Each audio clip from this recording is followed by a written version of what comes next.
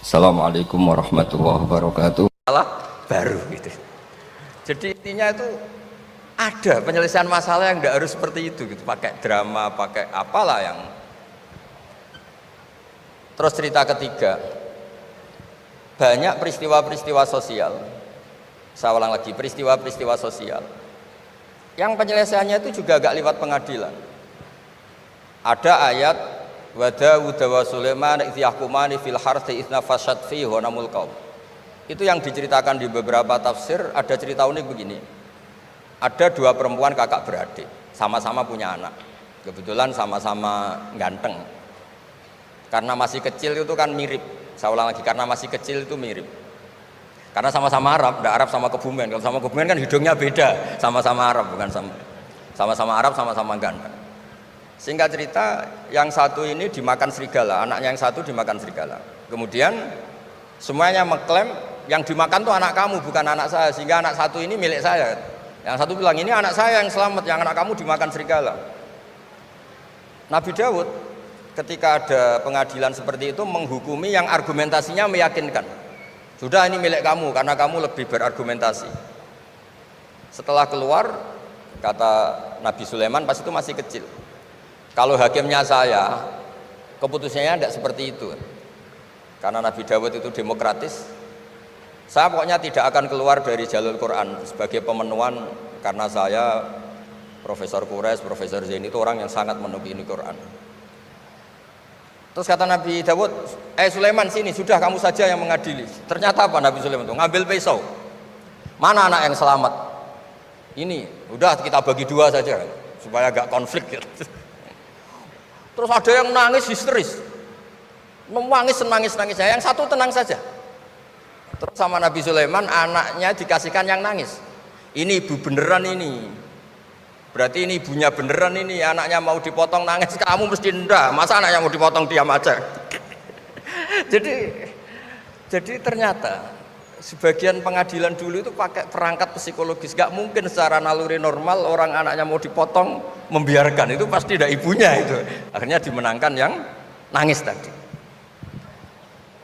Jadi banyak cerita di literatur saya itu tidak semua masalah atau kemungkaran atau maksiat atau apa itu diselesaikan pakai cara-cara mempermalukan di depan umum atau pidato berapi-api yang mojokkan sana sini.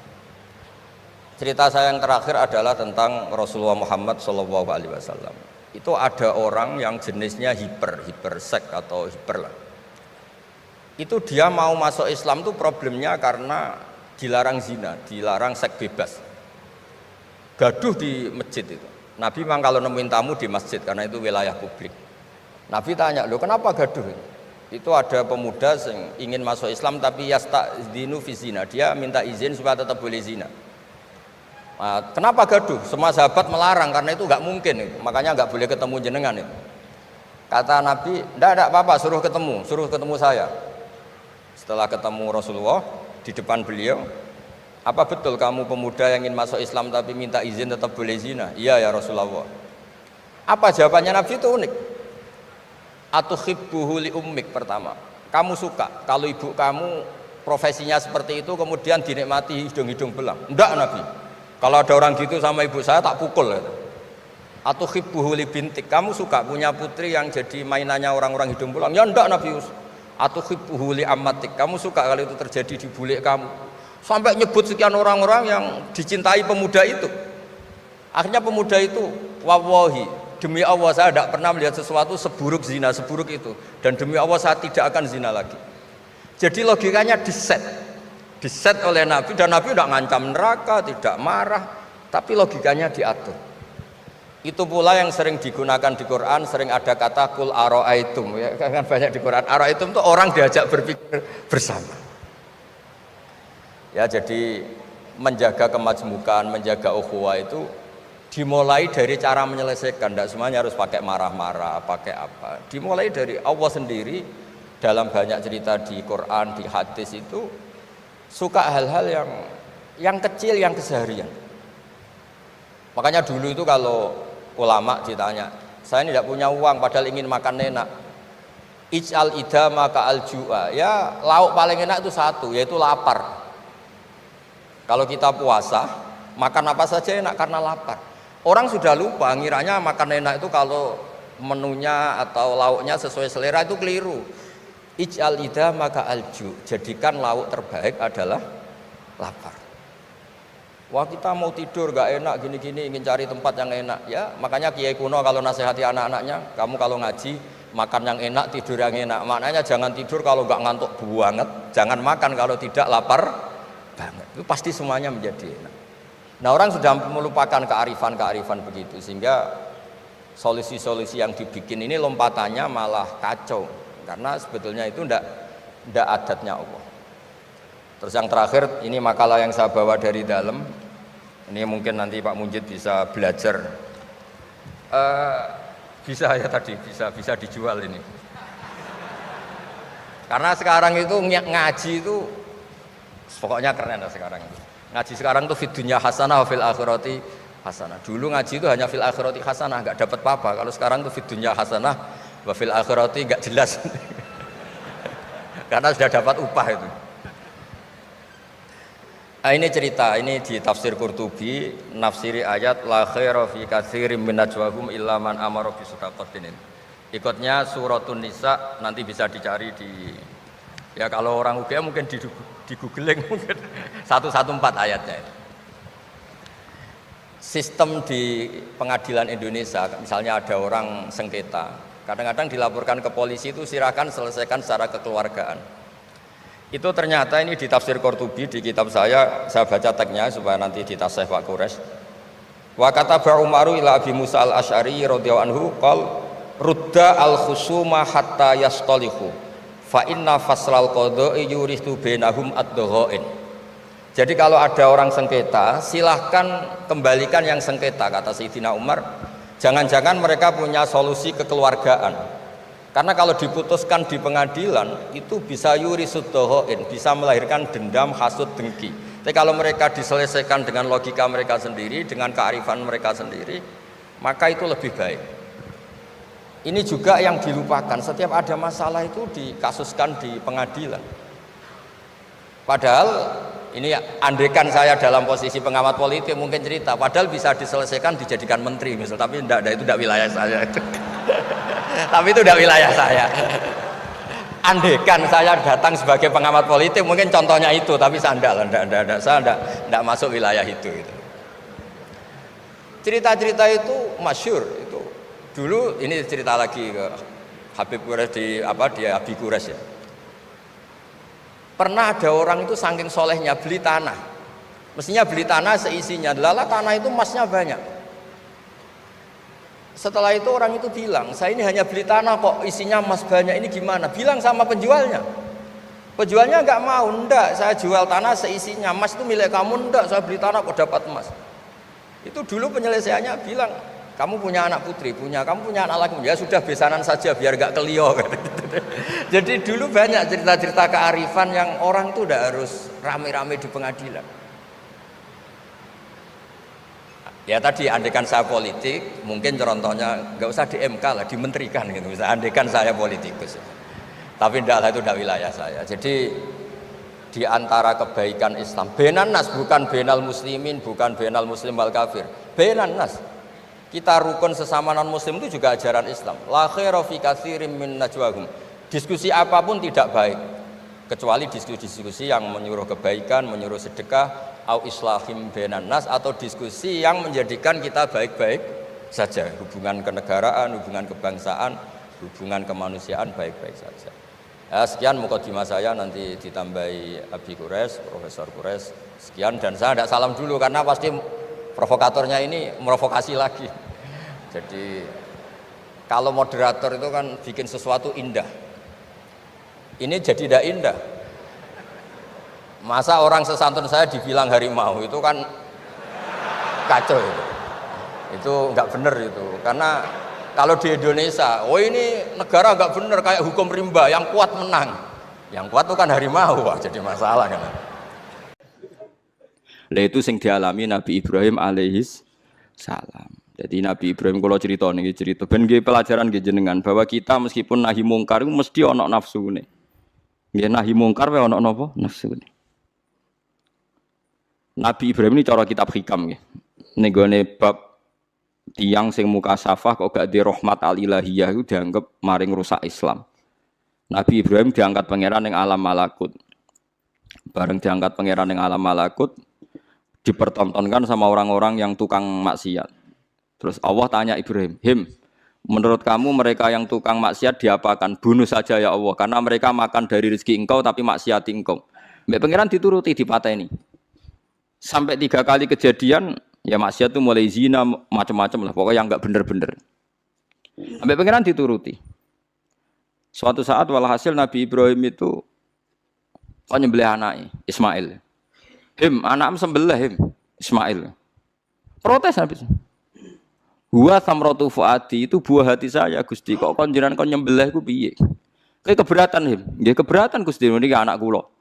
Jawabe pangeran, kowe gak eling zaman tak angkat ning alam malakut. Nek ana wong maksiat ngene-ngene mbok kon mateni tak turuti. Bareng aku ngongkon kowe kok mbok pikir. Kowe pas ngongkon aku ora tak pikir, ora usah ngongkon kowe kok mbok pikir. Terus Ibrahim jawab, "Lah niku anak kula Gusti." Wong-wong iku ya kawula aku. Sama aku gak gelo ke usul wotan mateni. Lah saiki ketok. Benere cerita hikam iku ketok. Pokoknya yang wong mukmin mesti bejo. Fakul salamun alaikum. Mergo tabarok hukum ala nafsihi rahmah. Kata bos mestekno eko diksi mestekno sapa hukum pengenan sira kabeh. Allah memastikan pada dirinya sendiri atau Allah mewajibkan pada dirinya sendiri ar-rahmata ing mujudna rahmat. Soale yakin nek soale angger ngaji, angger saleh mesti kata barok hukum ala nafsir. Angger kowe kok mamang mlebu neraka iku berarti setan. Mantep ae ra bakal mlebu neraka. Tapi langsung mlebu. Gak usah mamang saiki langsung mlebu ae. Ora usah mamang. Saya keliru nih. Terus perasaan setelah iman masuk neraka itu perasaan yang salah. Wis pokoke yakin neraka itu ora alamatem. Napa? Ora alamat. Ya karena tadi satu gak pegang kuncinya, napa? Terus kita tidak tahu posisinya di mana, neraka itu kita tidak tahu. Nah swarga kan nggo kunci nih. Mestine ya sak data napa? Posisine napa? Cara saniki Sherlock napa? Napa cara saniki apa? GPS. Mosok ana kuncine ora ana alamate kan enggak mungkin. Neraka kita tidak tahu alamat. Mbon akhir roh aku ora roh. Alamatin neraka jelas medit wis tak jelas. Karena medit deket-deket situ, napa?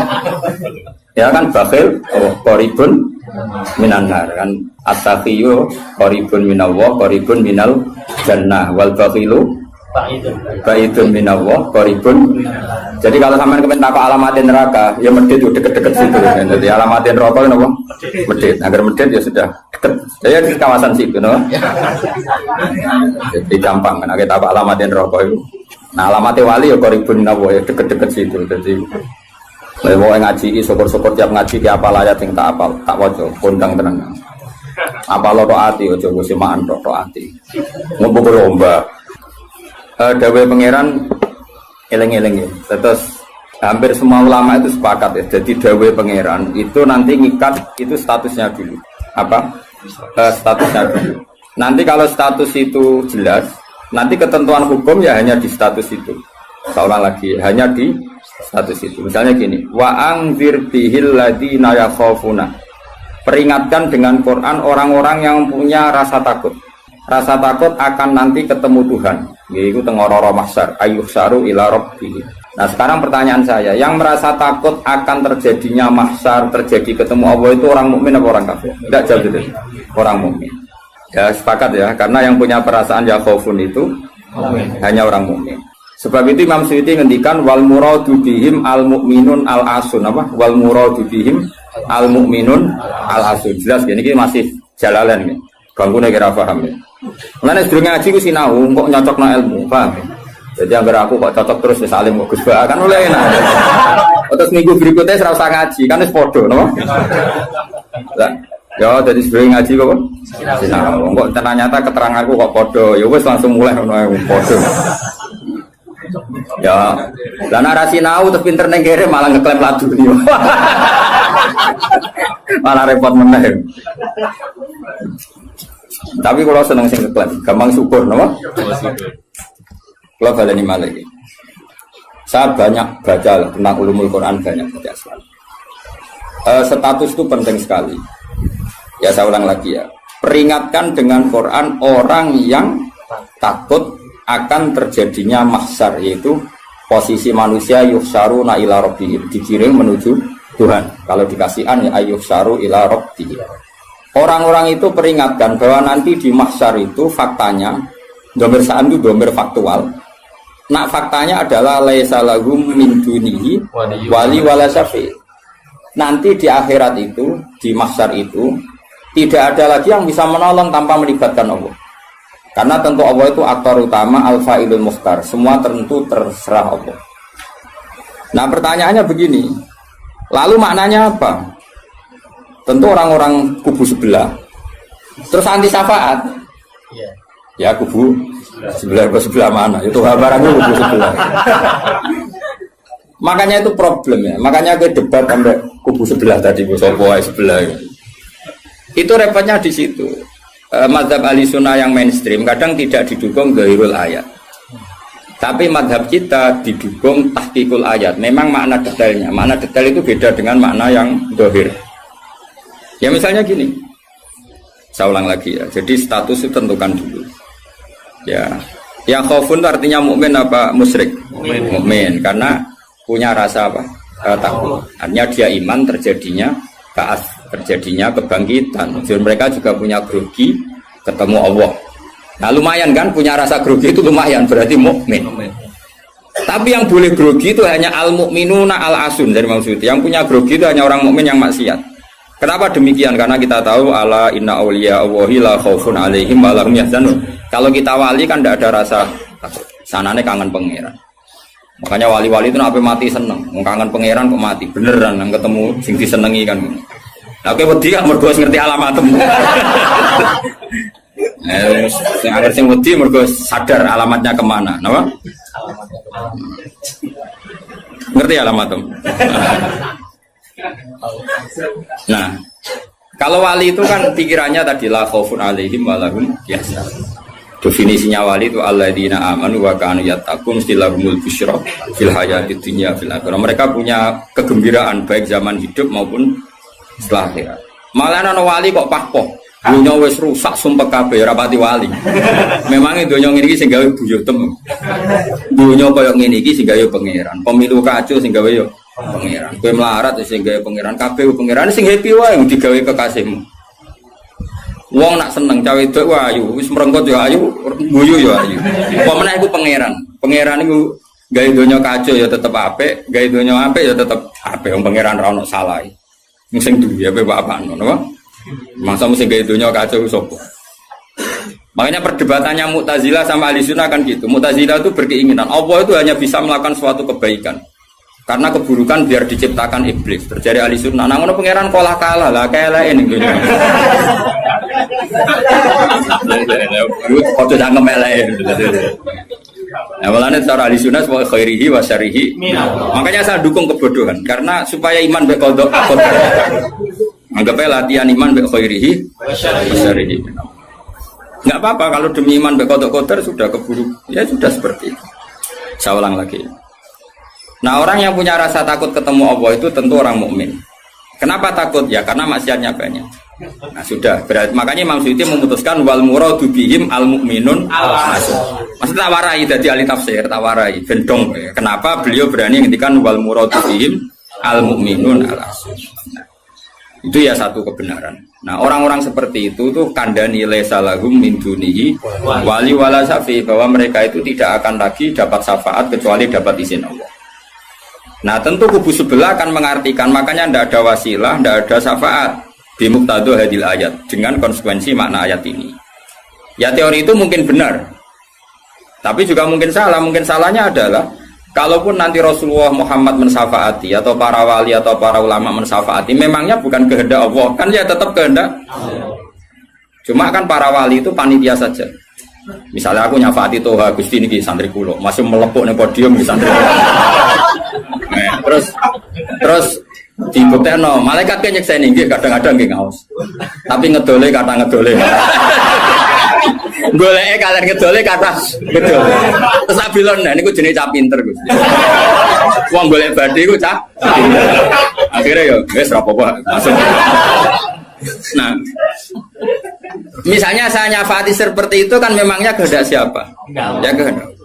Maka kata Imam Ghazali, masalahnya apa? Itu gak ada hubungannya dengan syafaat dan tidak syafaat. Kalaupun nanti dari awal kan memang gitu, mangzalladzi yashfa'u indahu illa bi'idznih. Di dunia otoritas yang milik Allah, nanti di akhirat juga milik Allah. Jadi ini penegasan tauhid yang normal saja, tidak ada konsekuensi makna, tidak ada syafaat. Saya ulang lagi ya. Jadi ini kan ilmu tauhid yang normal saja. Di dunia kita bisa gini ya karena kehendak Allah, di akhirat juga sama karena Allah selalu al-fa'ilul mukhtar. Allah tidak dibatasi dunia maupun dibatasi akhirat. Maka kata Imam Ghazali, beliau berkali-kali ngendikan fa inna rabbad dunya wal akhirati wahid. Pangeran dunya mek akhirat ku sitok. Kowe ora iso pangeran bukai konstitusi. Misalnya pangeran apa nyafaati itu, Gusti ingat loh ini akhirat. Nampun mati niku ngamal pun terbatas. Jenengan harus ingat itu lho pangeran mbok atur. Pangeran tetap ya falu maya sak ngawur ya. Yang kena aturan itu kue, misalnya ngene, kue wis mati kok, Gusti kula nyuwun ganjaran salat. Wis ora salat juga ganjaran. Enggak bisa.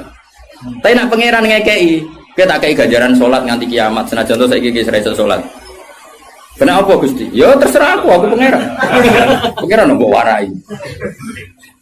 Sehingga Allah itu tetap, makanya pendapat Ahlussunnah wal Jamaah itu pendapat paling normal karena memberi hak Tuhan bahkan ketika di akhirat. Nah Mu'tazilah ora. Pangeran butuh tunduk ke konstitusi, batas amal, batas akhir. Jadi kena limit. Jadi kaya kentean pulsa. Jadi kena pangeran nyafaati wong nganggur-nganggur ngene iki. Gusti inget loh. Ini sudah akhirat. Batas akhir amal. Kan sudah mati. Pangeran ra iso mbok atur niku ra iso. Sebagaimana dia Rahman zaman ning dunia, ya Rahman ning akhirat. Sebagaimana dia kudroh di dunia, juga kudroh di akhirat. Karena Tuhan tidak pernah dibatasi akhirat. Itu yang diyakini Ahlussunnah wal Jamaah. Makanya ya ayatnya umum saja. Wa kam min malakin fis samawati la tuhni syafa'atihim shay'an illa min ba'di ayyadzana Allahu liman yasha'u wa yarda. Itu jelas. Kalau kamu menafikan syafaat berarti menafikan ayat itu jelas. Tidak ada syafaat lagi di akhirat kecuali bagi orang sing Allah kehendaki. Man itu manusia apa Allah? Orang kan? Berarti nanti selalu ada orang yang dikecualikan, yaitu orang sing yasa Allah punya otoritas memberi syafaat. Kalau istisna itu tidak ada gunanya, lalu kita percaya apa? Coba kalau orang bilang gini, Ja'al qaumu illa Zaidan, itu Zaid datang nggak? Datang kan? Atau ya datang ya? Terserah lah. Misalnya Maja'al qaumu illa Zaidun. Ya, atau Maja'al qaumu ila zaidan itu sesuai terkib yang di Alfiyah itu. Ketika istisna diucapkan itu ya mustasna itu ada gunanya. Ya, misalnya saya bilang gini, Ja'al qaumu ila zaidan, masyarakat sama datang kecuali Zaid. Ada gunanya enggak kata ila zaidan? Ada. Yaitu memaklumatkan kalau Zaid tidak datang. Tidak ada syafaat kecuali miliknya Zaid. Berarti Zaid bisa nyafaat. Sekarang Allah jelas-jelas ngendikan tidak ada syafaat kecuali illa min ba'di ayyadzanallahu liman yasha. Berarti izin Allah itu ada dan izin ini akan diberikan sama orang-orang yang digedaki Allah. Ya misalnya kayak Rasulullah, kayak para wali. Lalu kalau syafaat kamu nafikan secara kuliah, secara ekstrim, berarti istisna itu gak ada gunanya. Lucu nggak Allah ngendikan kemudian tidak ada gunanya. Misalnya santriku kabeh ahli sunnah kecuali isi sitok misalnya.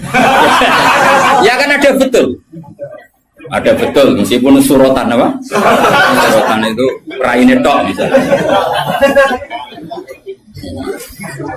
Kabeh santriku nggo syiar Islam kecuali sitok niate mergawe kan mesti ada. Nah, itu kan. Mbok yo wong iku mikir gitu loh. Allah kan ngendikan mangdalladzi yashfa'u indahu illa bin. Siapa yang bisa memberi syafaat kecuali dapat izin Allah. Kemudian mustasna ini dihilangkan. Orang anu syafaat blas. Berarti kalimat ini menjadi salah kan? Yeah. Padahal kalimat dari Quran ya, tidak ada syafaat kecuali mendapat izin. Berarti natijanya ya ada syafaat yang berlisensi, berizin. Ini tidak maunya mereka kubu sebelah bodiwa sebelah. Paham ya? Mau terus syafaat gak ada. Itu ayatin di ora ono ayat ngono. Ono ayat yang ngono, syafaat gak ada. Gak ada ayat itu ono istisna, tidak ada syafaat kecuali dapat izin. Artinya apa? Ada syafaat kalau mendapat izin. Natijanya adalah isbatus syafaat, bahwa syafaat itu ada. Lah siapa itu? Ya mayyasa'u wa yarda, orang yang digedaki Allah dan diridani. Ya tentu saja sing ra diridani Allah kan ning neraka nyafati sapa kecet-kecet dhewe. Makanya ya kubu sebelah itu ya seperti itu. Dia mikirnya alai salahu min dunihi wa suai ka ono syafaat. Qala ta'ala alhamdulillah do hafal Quran. Lah sing bantah ya ora hafal Quran padha wae bantah-bantah. Ya seneng reporter ya mergo seru. Sing bingung sing alim Gus delok. Ngene cara bapak zaman Sugeng. Ah delok omongane ngomong tambah goblok. Mergo tambah gak jurus. Tambah apa? Gak jurus, padha ora hafale kok bantah-bantah. Dagelan. Ayo dagelan. Lo sering ngambil tidak bantah-bantahan tiang, tak tantang. Ya apal Quran, enggak. Apal hadis, enggak. Kelas sampai aku ngaji ora debat. Debat itu kudu imbang. Masa Mike Tyson di musona LS Pikal. Ya mati no LS Pikal. Debat itu imbang, nek apal Quran, apal hadis, debat be aku. Iso cocokan ayat. Nang ngene iki kowe ngaji alif bata ae. Tak ulang ikra tak kira ati. Cara Ki Bisri kan nak ngamuk kubu sebelah Ki Bisri zaman Sugeng. Kalau ora menangi menangi rok murid-muride. Mem fathama tak fathata mem domamu. Matamu. Mergo mangkel. Mangkel. Ora tau ngaji kok ngomong Islam. Niku sajane wae ngaji apa mem fathama. Nggih kok. Sing biasa cangkem elek iso. Beda mem fathama. Tahu tata terus. Tadi agar orang ra iso ngaji kok sok miyai kon meja. Melfat sama. Ya sing go. Wong nak tercangkem elek, sing langsung elek. Ya tidak apik lali elek elek. Kata elek niku yo. Gak apa-apa pangeran sepurane akeh tenang ae. Tak lapor pangeran. Eling-eling. Saya ulang lagi, ini penting sekali dalam ulumul Quran. Tentukan dulu siapa itu. Baru nanti ayat itu ini takmim apa khos. Ya saya ulang lagi, takmim apa khos. Jika misalnya ayat dihukum, saya kan keahlian saya memang nekuni fikih. Misalnya ayat dihukum, harus hukum. Misalnya gini, wal mutallaqatu yatarabbasna bi anfusihinna salasataku. Bahwa perempuan yang ditalak suaminya, maka idahnya 3 kali masa suci. Ya kita harus memastikan bahwa ini mutallaqat benar-benar dalam kasus diceraikan.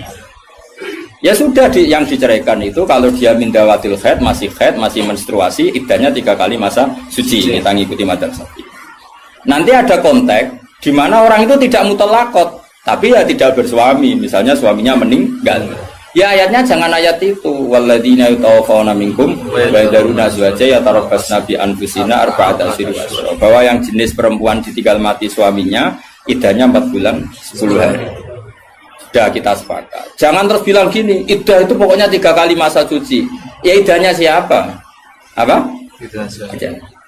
Nah, nanti tahu-tahu mesti ada problem secara fikih. Problemnya begini. Kira tahu mikir mari terang. Oh ya Allah, ya Allah, sabar.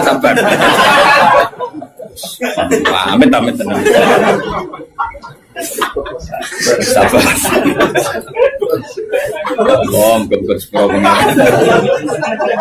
Problemnya kan gini, mestinya kue ujung gedok dari ngaji tuh. Jadi sunnah Rasul orang yang gedok ngalim ya sunnah Rasul. Apal Quran ya sunnah, lomo ya sunnah. Jadi meskipun ke fair, kue jagotan ya sunnah Rasul.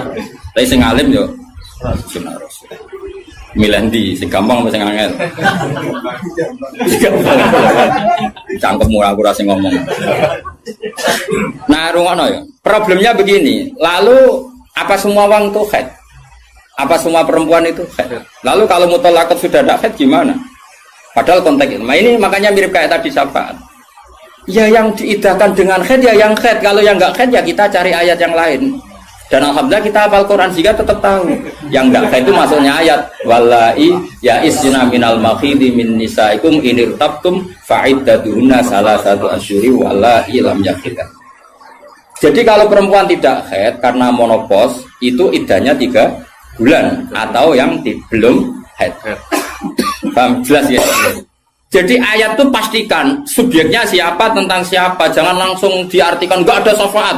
Dalile surat An'am nomor piro? Biasanya apa ayatnya refa ayatnya nomor itu.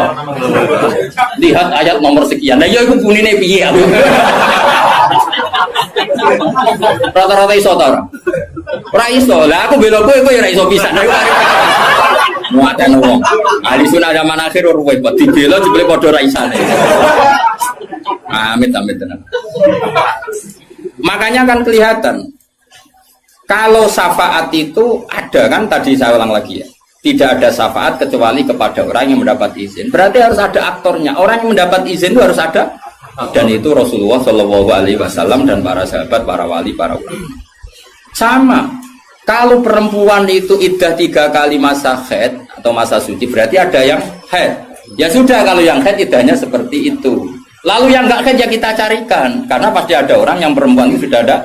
Nah itu ayatnya wallahi ya isna minal makhidi min nisaikum in irtabtum faidatuna salah satu asyhur wallahi lam yahid. Paham ya? Jelas ya?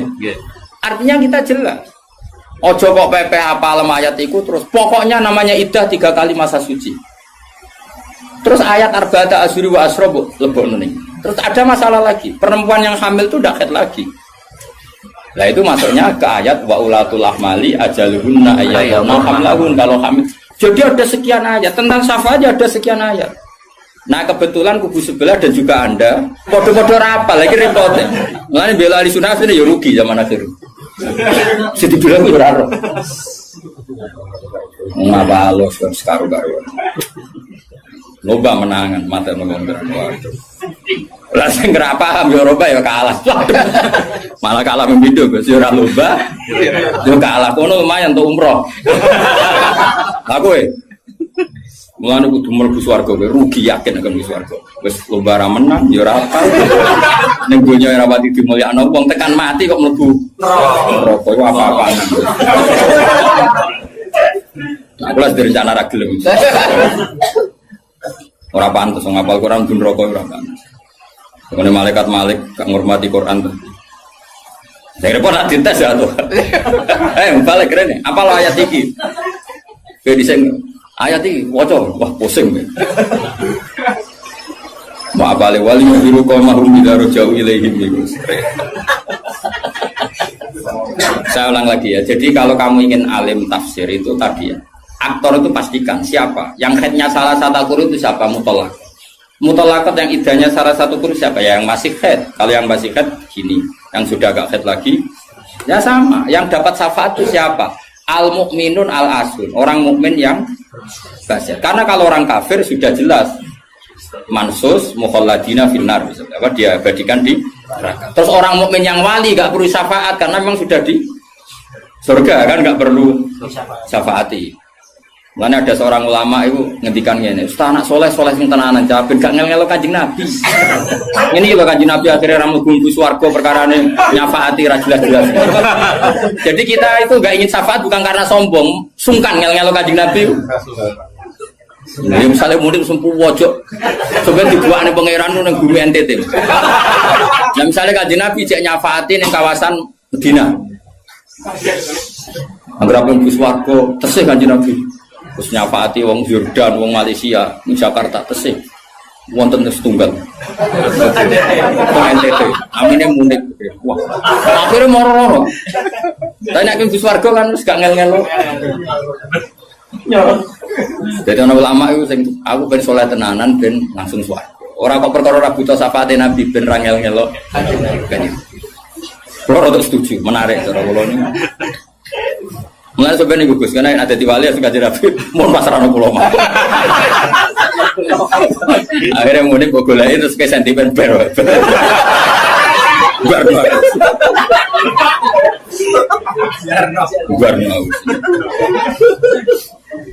Jadi saya ulang lagi ya. Jadi kalau ada satu kalam, saya ulang lagi ya. Kalau ja'al qaumu illa zaitan, maka istisna ini pasti ada gunanya.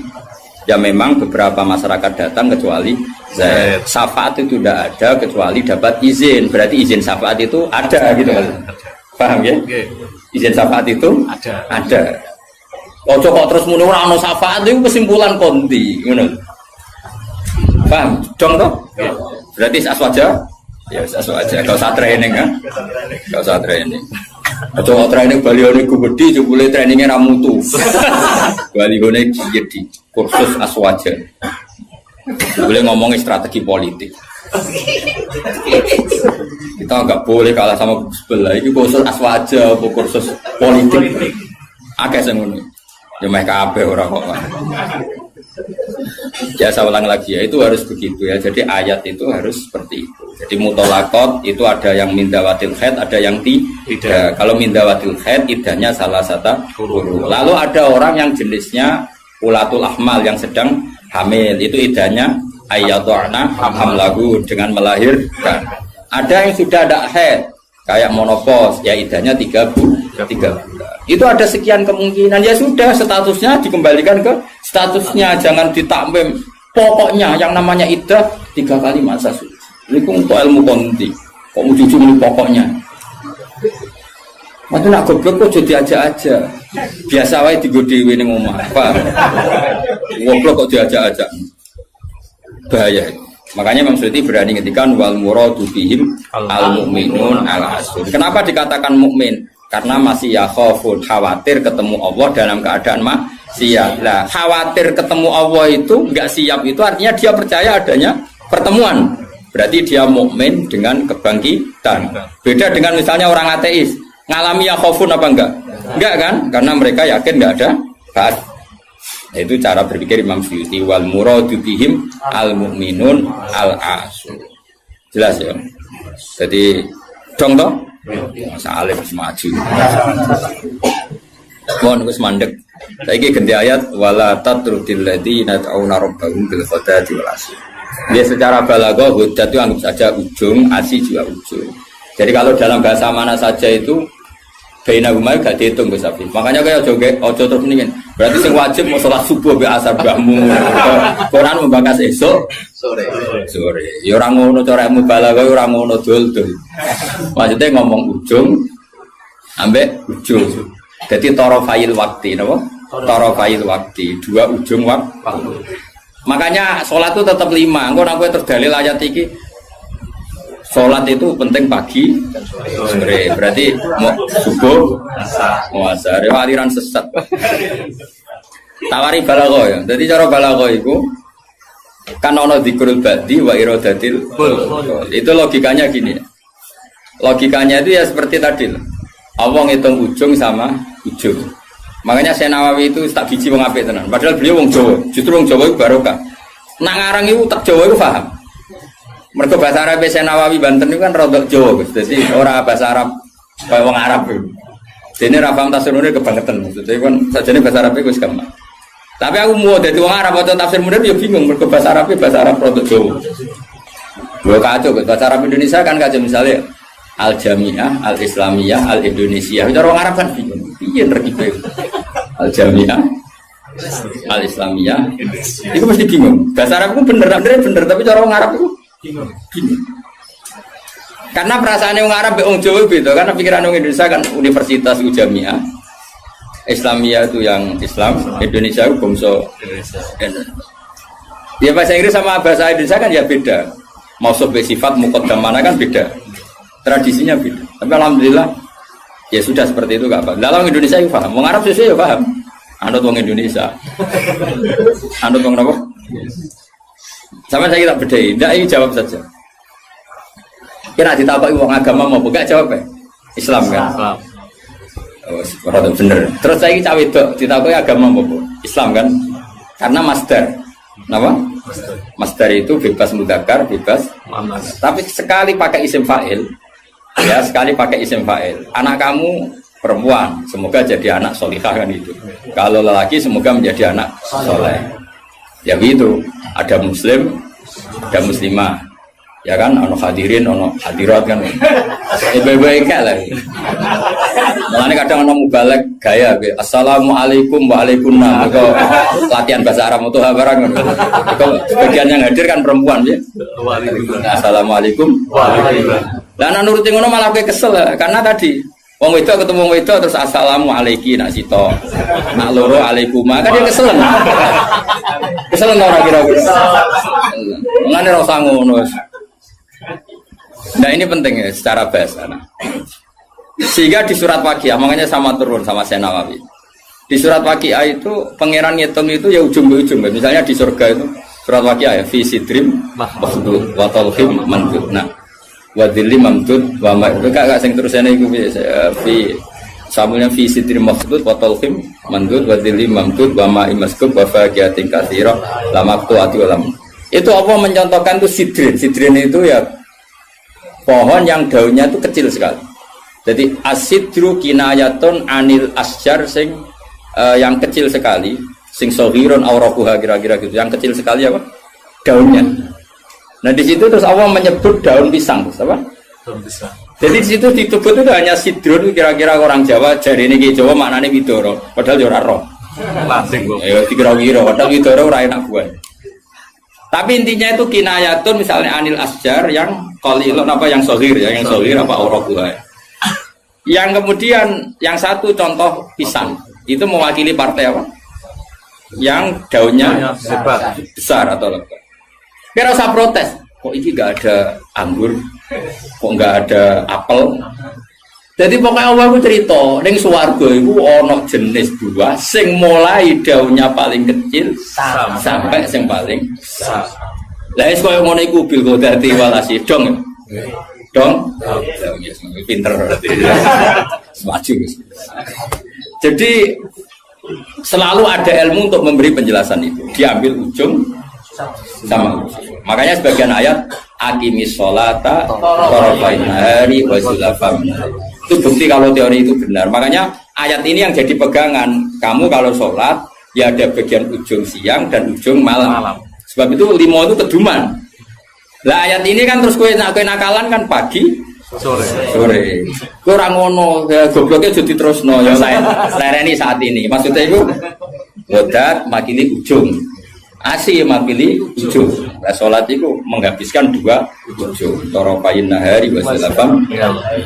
Sing khotib bingung mas. Torofian, torofain. Kadang khotbah deh. Kadang khotib ya enggak. Ngayati rapal kok. Ya tahu no khotib bu. Sing lu. Sing piye sing falanu fiyan lahu mo. Falanu kai falanu. Lah ya babar rapal ora sama dae. Falanu fiyan lah. Falanu. Dari wah kita berburak. Iku teke sing buruk. Kitab disalahno. Masih kitab buruk. Aku ora ono kitabe iso maca, Pak. Menedek buruk ora ono kitabe. Ya iso maca to ngapal man amila sholiham min dzakarin aw unsa wa huwa mu'minun falanu fiyan. Barang buruk juga alasan. Falanu. Lebar wis tuwa khutbah pe pamer sing umum mak wis pokok-pokok ae. Alhamdulillah salat terus bar wis. Karo dene khutbah suwi-suwi ku lha opo. Lho enak lho khutbah, dawuh Nabi malah enak. Alamate wong alim ku nak khutbah cepet, nak salat suwi. Dadi enak to khutbah cepet ae. Dadi kok kena sakjane mergo ora iso. Tapi kok diwa alasan jare Nabi alamate ngalim jare Nabi wong cepet salate. Salat suwi diakali, nak maca surat kesuwen ra iso ya sujude sing suwi. Kan gak modal.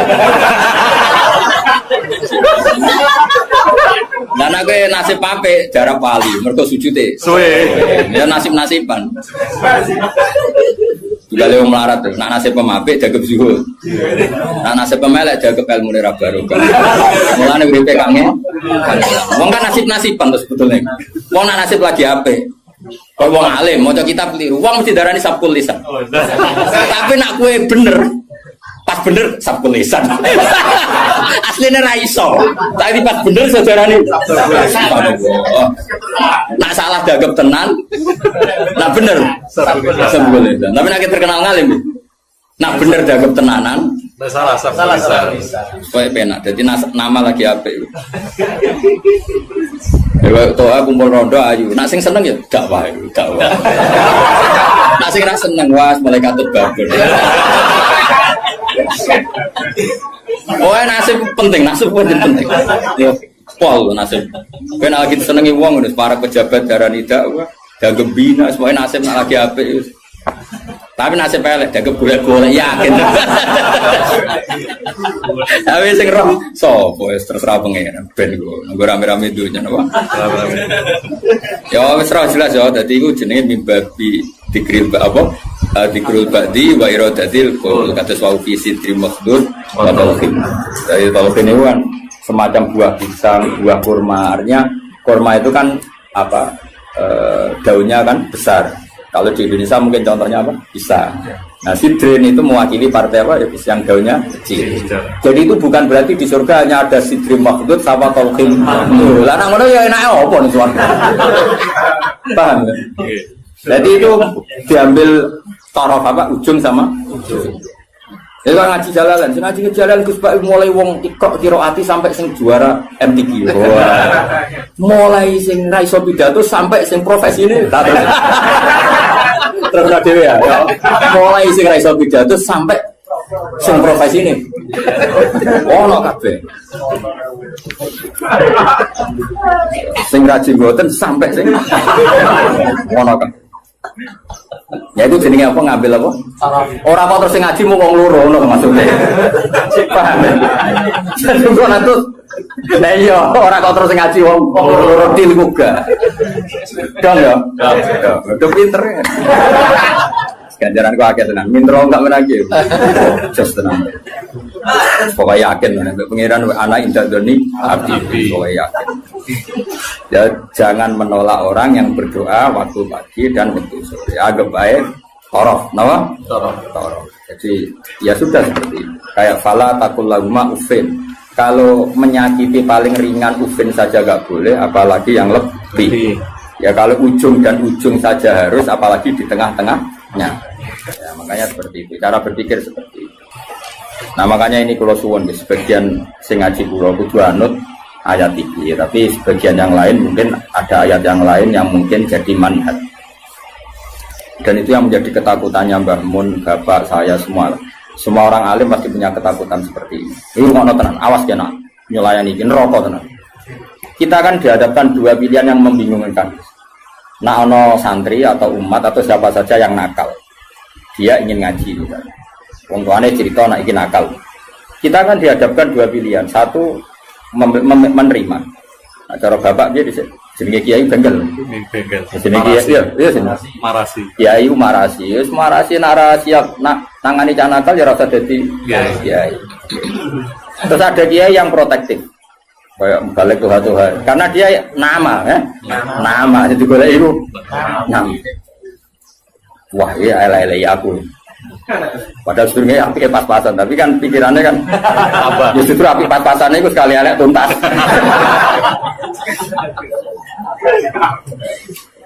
Nah itu problem. Makanya saya termasuk kiai yang nggak setuju kalau saya untuk diri saya sendiri tanpa ingin kritik yang lain. Itu haknya mereka. Sementing sok nak ketemu pangeran tanggung jawab. Misalnya gini, ada pondok, misalnya Gus. Nah ini nggak apa-apa, ini urusan publik. Orang salah paham pun. Sementing wanita tanggung jawab yang kersane Allah Subhanahu wa taala. Cara Fatumah nak ngarang kan. Wa hadza madzhabun al-qawahati. Ini mazhab yang saya siap ketemu Allah. Ukurannya mazhab kan gampang. Kamu berani enggak ketemu Allah dengan mazhab itu? Nah, ada orang yang misalnya pondoknya ingin steril, misalnya pondok unggulan. Syaratnya harus dihafal 10 juz. Terus iso maca kitab. Penting meneh bayar uang gedung mampu 10 juta. Jayane nomor 3 padahal itu yang penting. Dan ketara ora kedulnya dadi di modus pertama apal 10 juz. Berperilaku baik, jebule nomor 3. Gedung 10 juta. Sajane sing penting iki cara yayasan. Kan kira-kira sing penting itu nomor 3 kira-kira. Aku ora mari ke seudon. Nah itu ya baik, sebaiknya mungkin itu jadi unggulan betul. Artinya iso direli kan, iso direli iso hafal Quran, tamat SD hafal Quran karena bayar ya larang. Terus jenis yang bisa bayar itu artinya kan orang mengkas-mengkis kan. Nah tapi nak santri melarat kan, ngomong tuane di Malaysia, anak kon mulai mau ngaji, Mbak Yuni Rabi mulai apa jadi pelayan, ribet kan rapal-rapal, terus goblok melarat kan rapal-rapal. Lagi wis cerdas. dia sing bina ya tenanan Gus untuk gaji 2 juta ya. Untuk tenanan oleh bina. Wis UMR ya wis ngono. Tapi pertanyaannya, nanti kalau kita ketemu Allah, kemudian sing daftar itu yai kula badhe mondok, kuat kula namung urun gula 2 kilo. Anak kula nggih dereng nate ngaji. Riyen geng-gengan wis saniki kepen tobat. Terus kowe iku nak nolak, iku mlebu ayat wala tatrudi ta ora? Jangan menolak orang yang iman. Tapi kalau kamu tidak menolak, kowe kan yo makani guru-guru. Macam-macam. Itu 2 hal yang kita pasti ketemu pangeran itu wedi. Kowe nampa engko nak cah iki dadi ngontaminasi sing bener yo repot. Terus kowe nganggo kaidah darul mafasid muqaddam. Saune ulimu. Saune ulimu. Problem. Memang ya seninya di dunia. Lho kowe mondok ada ono seleksi yo nak kowe ketemu kiai iso nerangno, ketemu pangeran. Ayo, ketemu kiai iso nerangno. Ketemu pangeran. Tolak. Iku ya umatku, iku ya gaweanku, udah mbok tolak. Alasanmu. Terus kowe piye jatuh? Kabeh muni ngene, Gusti, kula gawe santri unggulan. Pangeran jebok sugih unggulan. Tapi mbok tampa kabeh, kowe ora sadar kapasitas yo kliru, wong utekmu pas-pasan. Kemampuane pondokmu pas-pasan mau wong 50 kok nampa wong 200. Kan yo overload terus. Akhirnya ora ke rumah. Ora repot Mas. Mau ngono iku ora usah mbok pikir. Engko ketemu pangeran bener di ngono, catokan surga. Ora usah berdebat. Tapi yang jelas saya termasuk orang sing cek di sisa-sisa pesan ning pangeran. Kulo rawani. Ane rawani wis. Ora yo ora mari ora mikir. Bang ini gitu, misalnya ngaji jalan ukurannya apa coba? Sajane perlu ana pelaturan sing oleh belajar tafsir iku sing fikih mapan. Operator iki kena piro? Oh, tereliminir kabeh kan syaratnya orang ngaji tafsir setelah apa? Mabadik tamat kan gitu. Takrib tamat. Makanya di Al-Azhar itu unik. Ini cerita ya, saya tidak pernah di Al-Azhar tapi sering dapat cerita. Al-Azhar itu karena didirikan para ulama-ulama top. Itu ada misi dakwah gimana? Misalnya orang yang dari Mekah harus hafal Yasin. Dari Indonesia masih harus hafal Yasin. Tapi uniknya yang dari Cina sekedar maca kulhu iku lulus. Mereka dianggap benih-benih hidayah di daerah komunis. Jadi kira-kira kalau kamu punya pondok modern, aturannya harus seperti itu. Misalnya kalau daerah santri ya, Sarang, Sedan, misalnya daerah Munib, ya sudahlah harus gini-gini karena ini daerah yang sudah mapan. Tapi kalau aku di santri kok NTT, ya bisa apa? Ya bisa syahadat. Pernah sholat? Belum? Makannya apa? Ya anjing. Nah aku nolak jadi kafir meneh.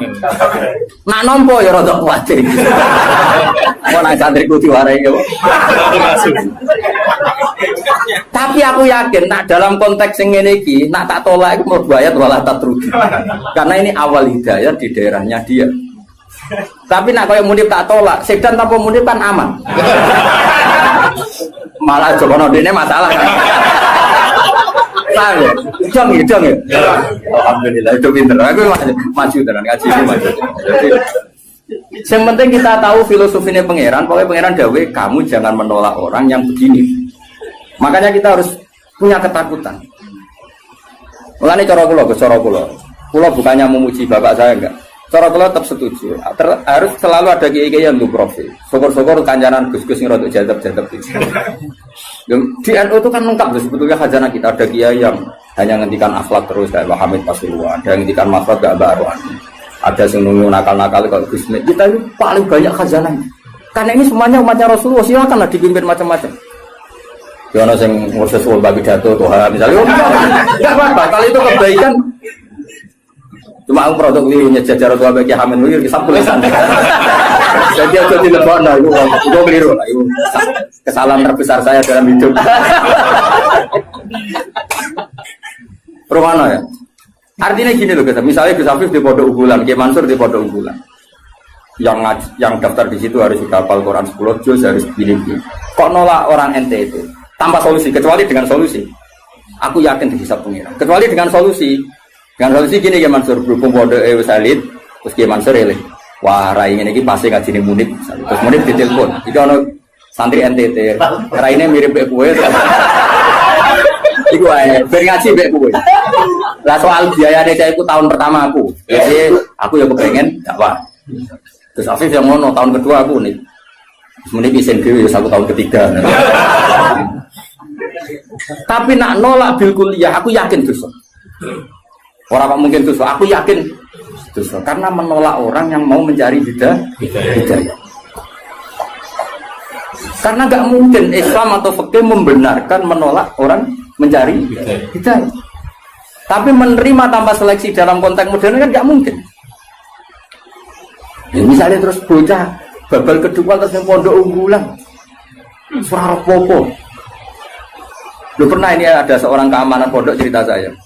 Kebetulan yang nakal ini akhirnya minta perlindungan saya tak. Hasil dia mondok ijek dua sisa whisky. Kita tahu ibu aman. Nah ini kok ada whisky? Oh sisa dulu. Jadi dia berangkat sih gue. Lah sisa ada itu gue kenangan. Akhirnya ya aku deh kebijakan yuk. Ya ini misalnya seperti itu. Jadi pengalaman keamanan pondok itu yang macam-macam. Ada yang lucu lagi di pondok besar itu kalau sudah di stasiun tuh, senjawa itu jilbaban, itu ya kadang sudah celananan kau. Kita kok soal ungkep itu sudah lama, mumpung keluar. Ya Jakarta santai. Dan keamanannya di sana nanti itu stasiun nanti itu. Dan ini cerita. Misalnya seperti itu, kesalahan seperti itu lalu Anda boyong terjadi ke habitatnya lagi dan salah lagi. Kira-kira disalahkan pengirannya, tetap disalah. Makanya ini kan berat-beratnya kiai ngadepi pangeran itu melarang menolak siapapun yang ingin baik.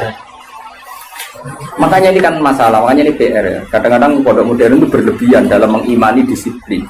Tapi kita ini kan harusnya mengimani hukumnya Allah mbak Rasul, yaitu tidak boleh menolak. Nah, tapi kita kan ingin meroteksi santri kita juga. Misalnya bocah terlalu nakal kok nang nulari, wong virus itu nulari. Sing soleh virusnya ramandi, pasti ramadi gampang nulari. Sing nakal, gampang. Nah, akhirnya kiai tinggal buka itu darul mafasid. Tapi nak cara aku tetap butuh urun solusi. Dan itu kalau di NU kan gampang. Beberapa Gus Jawa Timur jadab-jadab kan spesial ngurusi. Sing ngono-ngono itu. Dulu di Jawa Barat ada siapa? Kianom Gus. Kianom. Sing Suralaya gitu. Artinya gini, Allah kan menyediakan. Kalau pondok fikih kan nggak mungkin terima seperti itu, ya sudah pasaran oban. Apa saya diumumno mundip?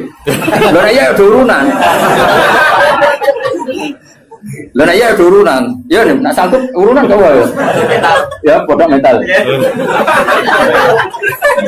Jadi kau tetap nakal nih konangan masyarakat. Lu delok sik kiai itu.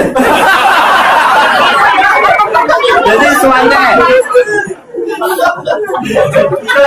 Santri darah mirip kiai ini suantai. Ya guys, setuju ya? Karena ia dibiayai. Siap nih. Jadi menurut saya ini penting saya utarakan. Tapi yang jelas supaya kita tidak terlalu mengagumi pondok-pondok modern yang mengumpulkan unggulan. Karena nanti kalau itu jadi filosofi masif, itu umat terbengkalai. Karena tempat pengajian tertutup. Makanya menurut saya semua kiai harus punya pengajian ini. Terutama yang alim-alim. Karena kalau ditamu di pondok tidak mungkin. Karena takut tadi virusnya tadi. Makanya menurut saya setuju ya kiai alim harus punya pengajian. Makanya saya tidak lah Manut Bahmun yang punya pengajian. Gus-gus ya punya. Dulu kiai di Semarang ada Pak Haris Sedako ya punya. Hampir semuanya kan udah punya pengajian. Ini kan jagani orang yang macam-macam. Mulai sing hafal Quran sampai tadi sini kira-kira hati. Uang ngutangi uang sampai sing kebulet. Saya di bujo sampai bujone loro telu ora kabeh. Macam sing meh pegatan nganti meh wayo ana to.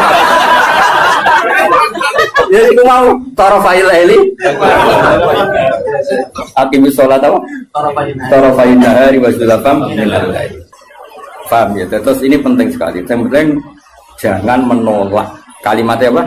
Jangan menolak. Kalau dibajuri lebih ekstrim lagi. Dibajuri itu contohnya gini, contoh murtad ya. Ada seorang kiai atau tokoh siapa saja itu menjadi kafir. Gak mau tanggung-tanggung. Kan orang percaya dulu nih bab mandi wajib. Kenapa? Mandi wajib. Bajuri ya aneh, bab murtad kok dilebok bab mandi wajib. Ulama ya aneh. Lah kula ya roh yen kula wong alim mesti aku bolak-balik. Kira usah mamang tenan to ora. Tak percaya delok. Kandhanane kok angel to. Ngarane bab wajib mandi. Jadi gini kan, termasuk mayu jibul gusla kan al kafir ida aslam. Napa al kafir ida aslam. Itu dawuh takrib, ya takrib fatul qorib.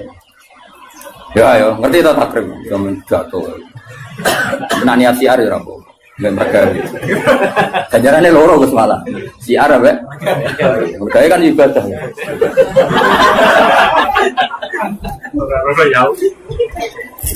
Ayo mana iki tenan ya.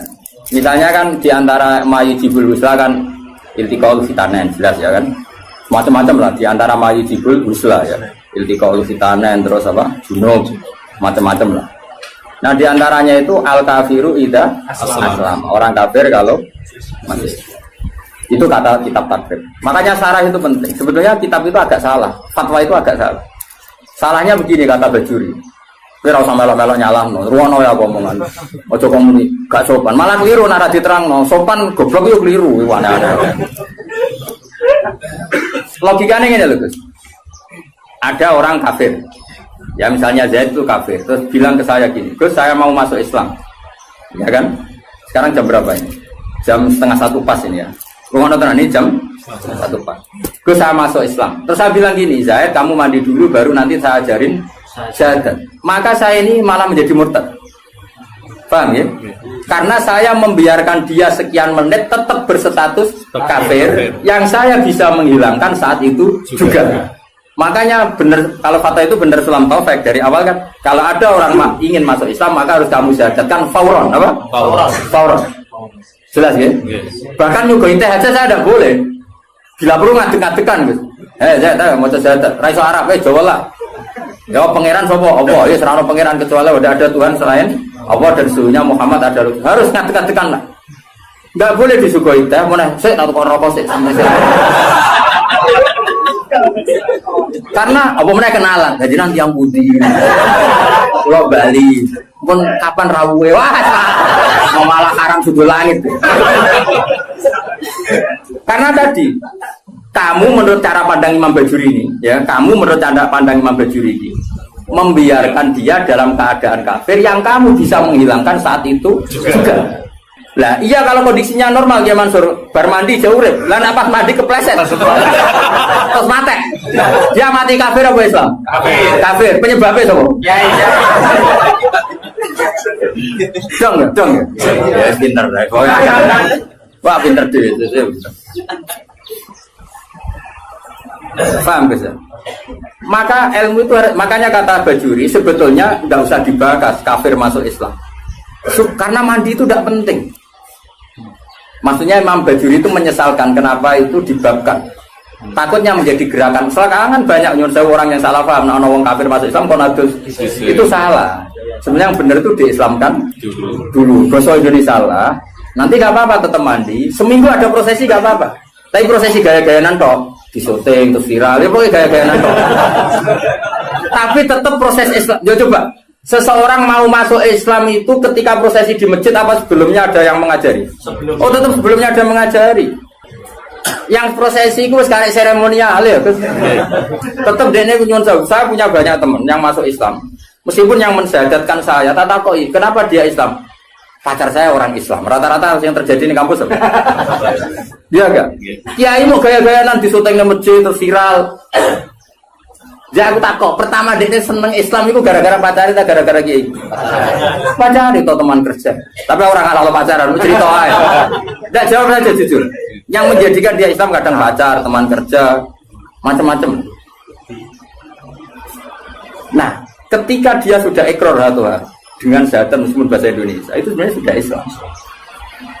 Nah, kemudian ada kultur ya, kultur tadi di masjid diviralkan, terus prosesi. Syahadat itu namanya prosesi Kang. Nah prosesi Islam itu agar mulai ikrar nah Allah pangeran yaitu dimulai. Nah jika yang pertama ini kok kemudian ngopi riyen atau kenalan riyen ngapunten gitu ya nanti yang putih wah sama. Nah saya berkali-kali ngajar gitu di kajian di Kudus di mana-mana. Kan aku pengen analogi dalam kehidupan nyata itu gini. Ono wong gak kecelakaan. ning dalan kecelakaan. Pas toha iku pasti isu katokan cekak. Seprapat. Ya kan yo isin mubalek katokan cekak kok. Ape nulungi wong loro. Paham ya kecelakaan. Terus dekne kelambinan sik, sarungan sik, serbanan sik lagi nulung.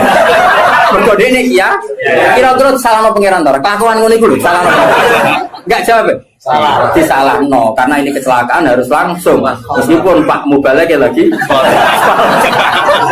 seprapat ya masuk. Iki sentimen betul.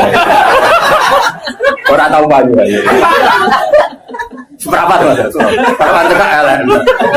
Jadi cara pangeran kira-kira tuh senajan terong kelambinan wajib nulung langsung pom-pom. Wajib ora oleh. Nah kalau masalah kecelakaan saja wajib fauron, apalagi ini kekafiran, maka harus dihilangkan secara fauron. Dong ya? Yes, pinter. Makanya adat mandi dulu, apalagi seminggu lagi nanti prosesi di masjid, nunggu wartawan tambah bunyinya salah ini. Berarti masalah bunyinya salah. Yo kapan-kapan anak kancamu kafir masuk Islam, bisa sakal senajan tuh nganggo bahasa Indonesia sih Jo. Susah. Nanti setelah itu ada kesunatan kecil kalau di kongkong mandi, terus seremonial, terus dia diundang, terus disote, terus kesafir kok ngarep sing poha muni alhamdulillah jatuh ngarep. Terus awalnya menimu. Lah sing viral sing iku akhirnya. Dia Tuhan telah mengislamkan apa waris loh. Ya tapi kira rasa drengki ku rezeki. Tapi tetap hukum ini harus dihilangkan faul. Oh, jadi kau oleh kan, kau najis ora oleh, paham ya? Nah kalau dalam kasus Sayyidina Umar, misalnya ada orang bantah, tapi zaman Sayyidina Umar, kau sama adiknya Gus ya? Kan itu kan dia masuk rumahnya seorang yang adiknya, yang baca Quran itu adiknya kan? Cuma adiknya tukarannya BIP nih Gus, gelutnya itu BIP nih, obab itu. Jenis ahli gelut. Nah, gelut karena si Hubab itu mempertahankan supaya Umar gak langsung megang apa? Ya mushaf lampiran ya zaman itu menorong terjilid temannya kan hanya beberapa lampiran sing toha ma anzalna alaikal qur'ana lisra. Nah, itu kasusnya beda. Jadi ada perdebatan. Terus si Umar ini belum mau masuk Islam, terus kata adiknya, "Ini kitab suci, kalau kamu ingin megang, kamu harus mandi." Pas itu kan Umar belum niatan masuk Islam, jadi itu beda kasusnya aja. Bila dipakai hukum, tapi nyatanya adiknya Umar nyuruh Umar mandi dari Umar nggak niat masuk Islam. Cuma adiknya penasaran, itu lempiran apa? Karena adiknya ini lempiran suci yang harus dipegang orang suci, makanya kamu mandi dulu. Akhirnya Umar nurut, gitu, atus deh. Orang atus moco kan, orang moco terus tadi nangis deh, kok ini nggak mungkin karangan manusia toha, misalnya ada Al-Quran. Terus masuk Islam, ya sudah. Jadi saya ulang lagi ya. Jadi seremonial itu seon, masuk Islam itu seon akhor. Jadi keliru kalau apalagi masuk Islam pokoknya berseksinakan, tidak harus sekarang, apa? Harus sekarang. Soal nanti seremonial acara bisa mau mandi dulu, kayak mau disaksikan, terus macam-macam lah. Sopo Tuhan nyerbani semua alafe macam-macam terserah. Malah namanya apa? Dia ini lumung. Ya sebenarnya memang ewe bangunnya. Jadi hukumnya pangeran cekel ya. Jadi ben wong kulino pinter. Karena jangan menolak. Nah, jangan menolak kelas-kelasan. Ada yang fauron, ada yang taruh. Iya. Makanya saya mohon sekali lah. Meskipun kita kagum pondok-pondok unggulan yang steril, yang semuanya hafal Quran, semuanya ahli fikih atau semuanya apa-apa. Itu hukum yang diciptakan teknik modern. Tapi orang hukumnya Allah sampai Rasul. Nah hukumnya Allah Rasul jangan menolak orang yang ingin baik. Nah, soal kamu protektif karena takut ada anak nakal ya sudah. Kita taruh khusus ya, kita ngambil kemurahannya pangeran, kita tidak sanggup. Tapi jangan motifnya menolak. Karena kalau ini menolak nanti kamu ngadepi pangeran. Ini ya umatnya Kanjeng. Makanya solusinya tadi, pondok-pondok yang menangani capreman harus kita dukung. Saya masih punya azam kebetulan dengan anaknya Mbak Karno. Saya di beberapa ya masih kenal Gus-Gus si jadab-jadab nih Pasuruan aku ya kenal sih. Bala-bala nih Bapak ini kenal Gus. Dan kalau nu kenal Kiai Wali ya akeh Kiai Mubalek ya. Kiai Mubalek terbatas ya. Gak keliru. Keliru parah lah. Kiai alim ya akeh. Kiai ya sampai besar. Kiai Wali aku kenal ya akeh, Kiai sing ngurus nakal ya akeh. Kiai Mubalek beberapa ya beberapa ada lah. Nggak boleh banyak ya kenal ini orang oleh agak. Ya saya ulang lagi, jangan sampai kita ngalami penuh lagi. Melanirian di salah satu madrasah, di kenangan saya itu bagus. Dulu di Sarang itu, masyhur karena ada kiai namanya Ki Fakih, Kiai Mis. Ki Fakih, Rani Bayi Imam, Kiai Pondok Mis. Itu ngene, bocah-bocah nganti iku Kiai Mansur, tiga nakalan, tiga dalil. Jadi misalnya Toha kok gak mau hafadhah di dunia, gak munggah kan? Kita kok nak gak munggah ning ndi, Cung? Teng terminal kok sowan mondok era munggah. Itu langsung diubahno. Mergo wedi dadi wong dalan. Nah, dadi wong dalan aku ora kedosan. Itu beliau cerita sendiri ke saya.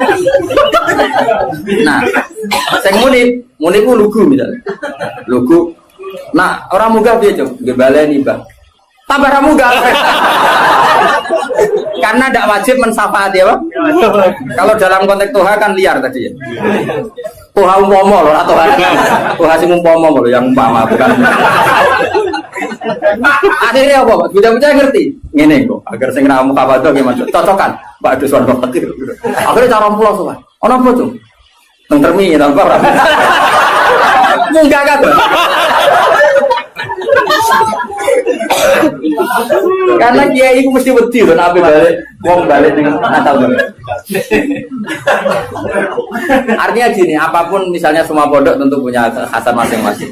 Tapi kita harus mendengar semua kemungkinan. Sehingga kita pakai manhajnya kiai-kiai yang kita panut. Kayak apa Mbah Mun ya, dekat pejabat, dekat wong macam-macam. Berarti khazanah kita ini kan cukup untuk analisis. Coba ada wali yang jadinya wali karena uzlah yang dua ya banyak. Ada orang yang jadi wali karena kumpul preman ya. Itu ada wali, cerita wali itu bangkrut. Penggawean apa jadi wali? Mergo tuku arak. Iya gitu. Rasa buat tiru, nabi tuku apa mobil. Nah saya ini gak mungkin. Harus sekarang gak mungkin karena mahal tuh. Mahal dan jumlahnya banyak. Dulu itu gini ceritanya. Misalnya Narukan ini ada satu kampung. Biasanya itu Kiai Mansur ada agen toa ubah ya asli kita aslinya langsung ngeling toa kan ini wong tuban kita unik-unik mulai agen itu misalnya ngedarkan di Narukan itu dicegat ya Mas ning dalam sing wali misalnya jenenge Umar sareng dituku misalnya 500.000 baru itu dituangkan mesti dibuat itu sampai bertahun-tahun sampai dia bangkrut terus mati, biasa lah bangkrut mati terus biasa ketika dia mati, wali-wali top di kawasan itu nyolati ini wali. Nah ternyata apa? Karena si pengirim toa tadi jaga deh. Wong desa iku agar minggu rutin tuku toa kalau mabuk. Mulai sekali. Ya kan rutin jam. Kalau sekarang kan kebanyakan gue tak tuku gak mungkin kan sekarang nilainya triliunan kan. Karena diproduksi pakai mesin dulu kan manual gitu. Jadi yang dikirim desa ini. Ternyata dia itu ya Allah ini umatnya Nabi Musa tidak ridho kalau mereka minum. Dan cara mencegah saya pun ini jadi agen tunggal. Agen tunggal dapat dituku. Jadi wah nanti dunia entek. Kena buat tiru. Tapi dunia entek aku tadi aja. Nah ini cerita saja. Jadi kita punya khazanah sekian contoh wali itu macam-macam. Lalu jadi tiru karena gak cukup. Benar kata itu gak cukup ya. Bocor korot sementara biro. Ora cukup. Dunia ini soleh Indonesia ora cukup. Transaksi. Sinyalati wali-wali karena ya dia juga jadi wali karena beli lagi karena dia ada ingin konfrontatif sama bos-bos narkoba kan beresiko gitu terus apa mas dibuat jadi macam-macam laki-laki khazanah kita cukup ada wali yang ngancani orang nakal-nakal bina makanya Imam Sa'roni pertama jadi wali Imam Sa'roni yang terkenal yang orang bisa pas pertama latihan jadi wali itu ya kayak muni penuh pahpoh sunah rasul persis singkat cerita ketemu itu mas ono wong alim bal-balan yang laut nih gue kisik nih gue apa nih kisik laut pantai bahasa Indonesia yang KRI pantai saya itu katoan seperapat bukan katoan biasa kok pemain bal saya sudah singkat cerita Imam Sa'roni itu tersiksa wong alim ahli fikih kok katoan ya mari cekak ukuran itu jelas nah cekak itu ya dekati apa jengkol yes. Nah cekai mbah ya ora roh. Singkat cerita itu ya gitu gimana sih? Bal-balan ya masyarakat orang negeri ya wong belah bal-balan ya relax saja. Pas kisah Roni pulang, pasti udah ini wali amatir belum kutub. Masih amatir masih latihan masih diuji di MK lah masih. Kewaliannya masih. Dia pulang. Ternyata wong sing fakih tadi yang ahli fakih tadi duduk benas samai waladi dia duduk neng antara langit bumi ngenteni saroni jadi jangkar udah senior cangkemmu sing apik dekne iku padahal ada cangkemmu sing apik wali ajaran ora oleh negur wali senior wae kok tuh jebule wong iki wali Dene mau nunggu ning isar Mas, mergo kok darane kalah kelas. Waline ya gaya. Lane wali yo oleh gaya ono sanate. Kalau ngaku wali Mas ini keberatan. Tapi Bang, kowe ra gelem ngaku nek gelem aku tak kon mulang. Mergo terus akhirnya lha kene nopo? Masalah aurat itu ora ono khilaf antara Imam Syafi'i bin Ahmad bin Hanbal. Tapi masalah dakwah ora ono khilaf, kabeh majibno dakwah. Lah wong gelem kumpul aku nak bal-balan. Lah nak kowe gelem dakwah yo dakwah iku. Mun jenengmu jeneng.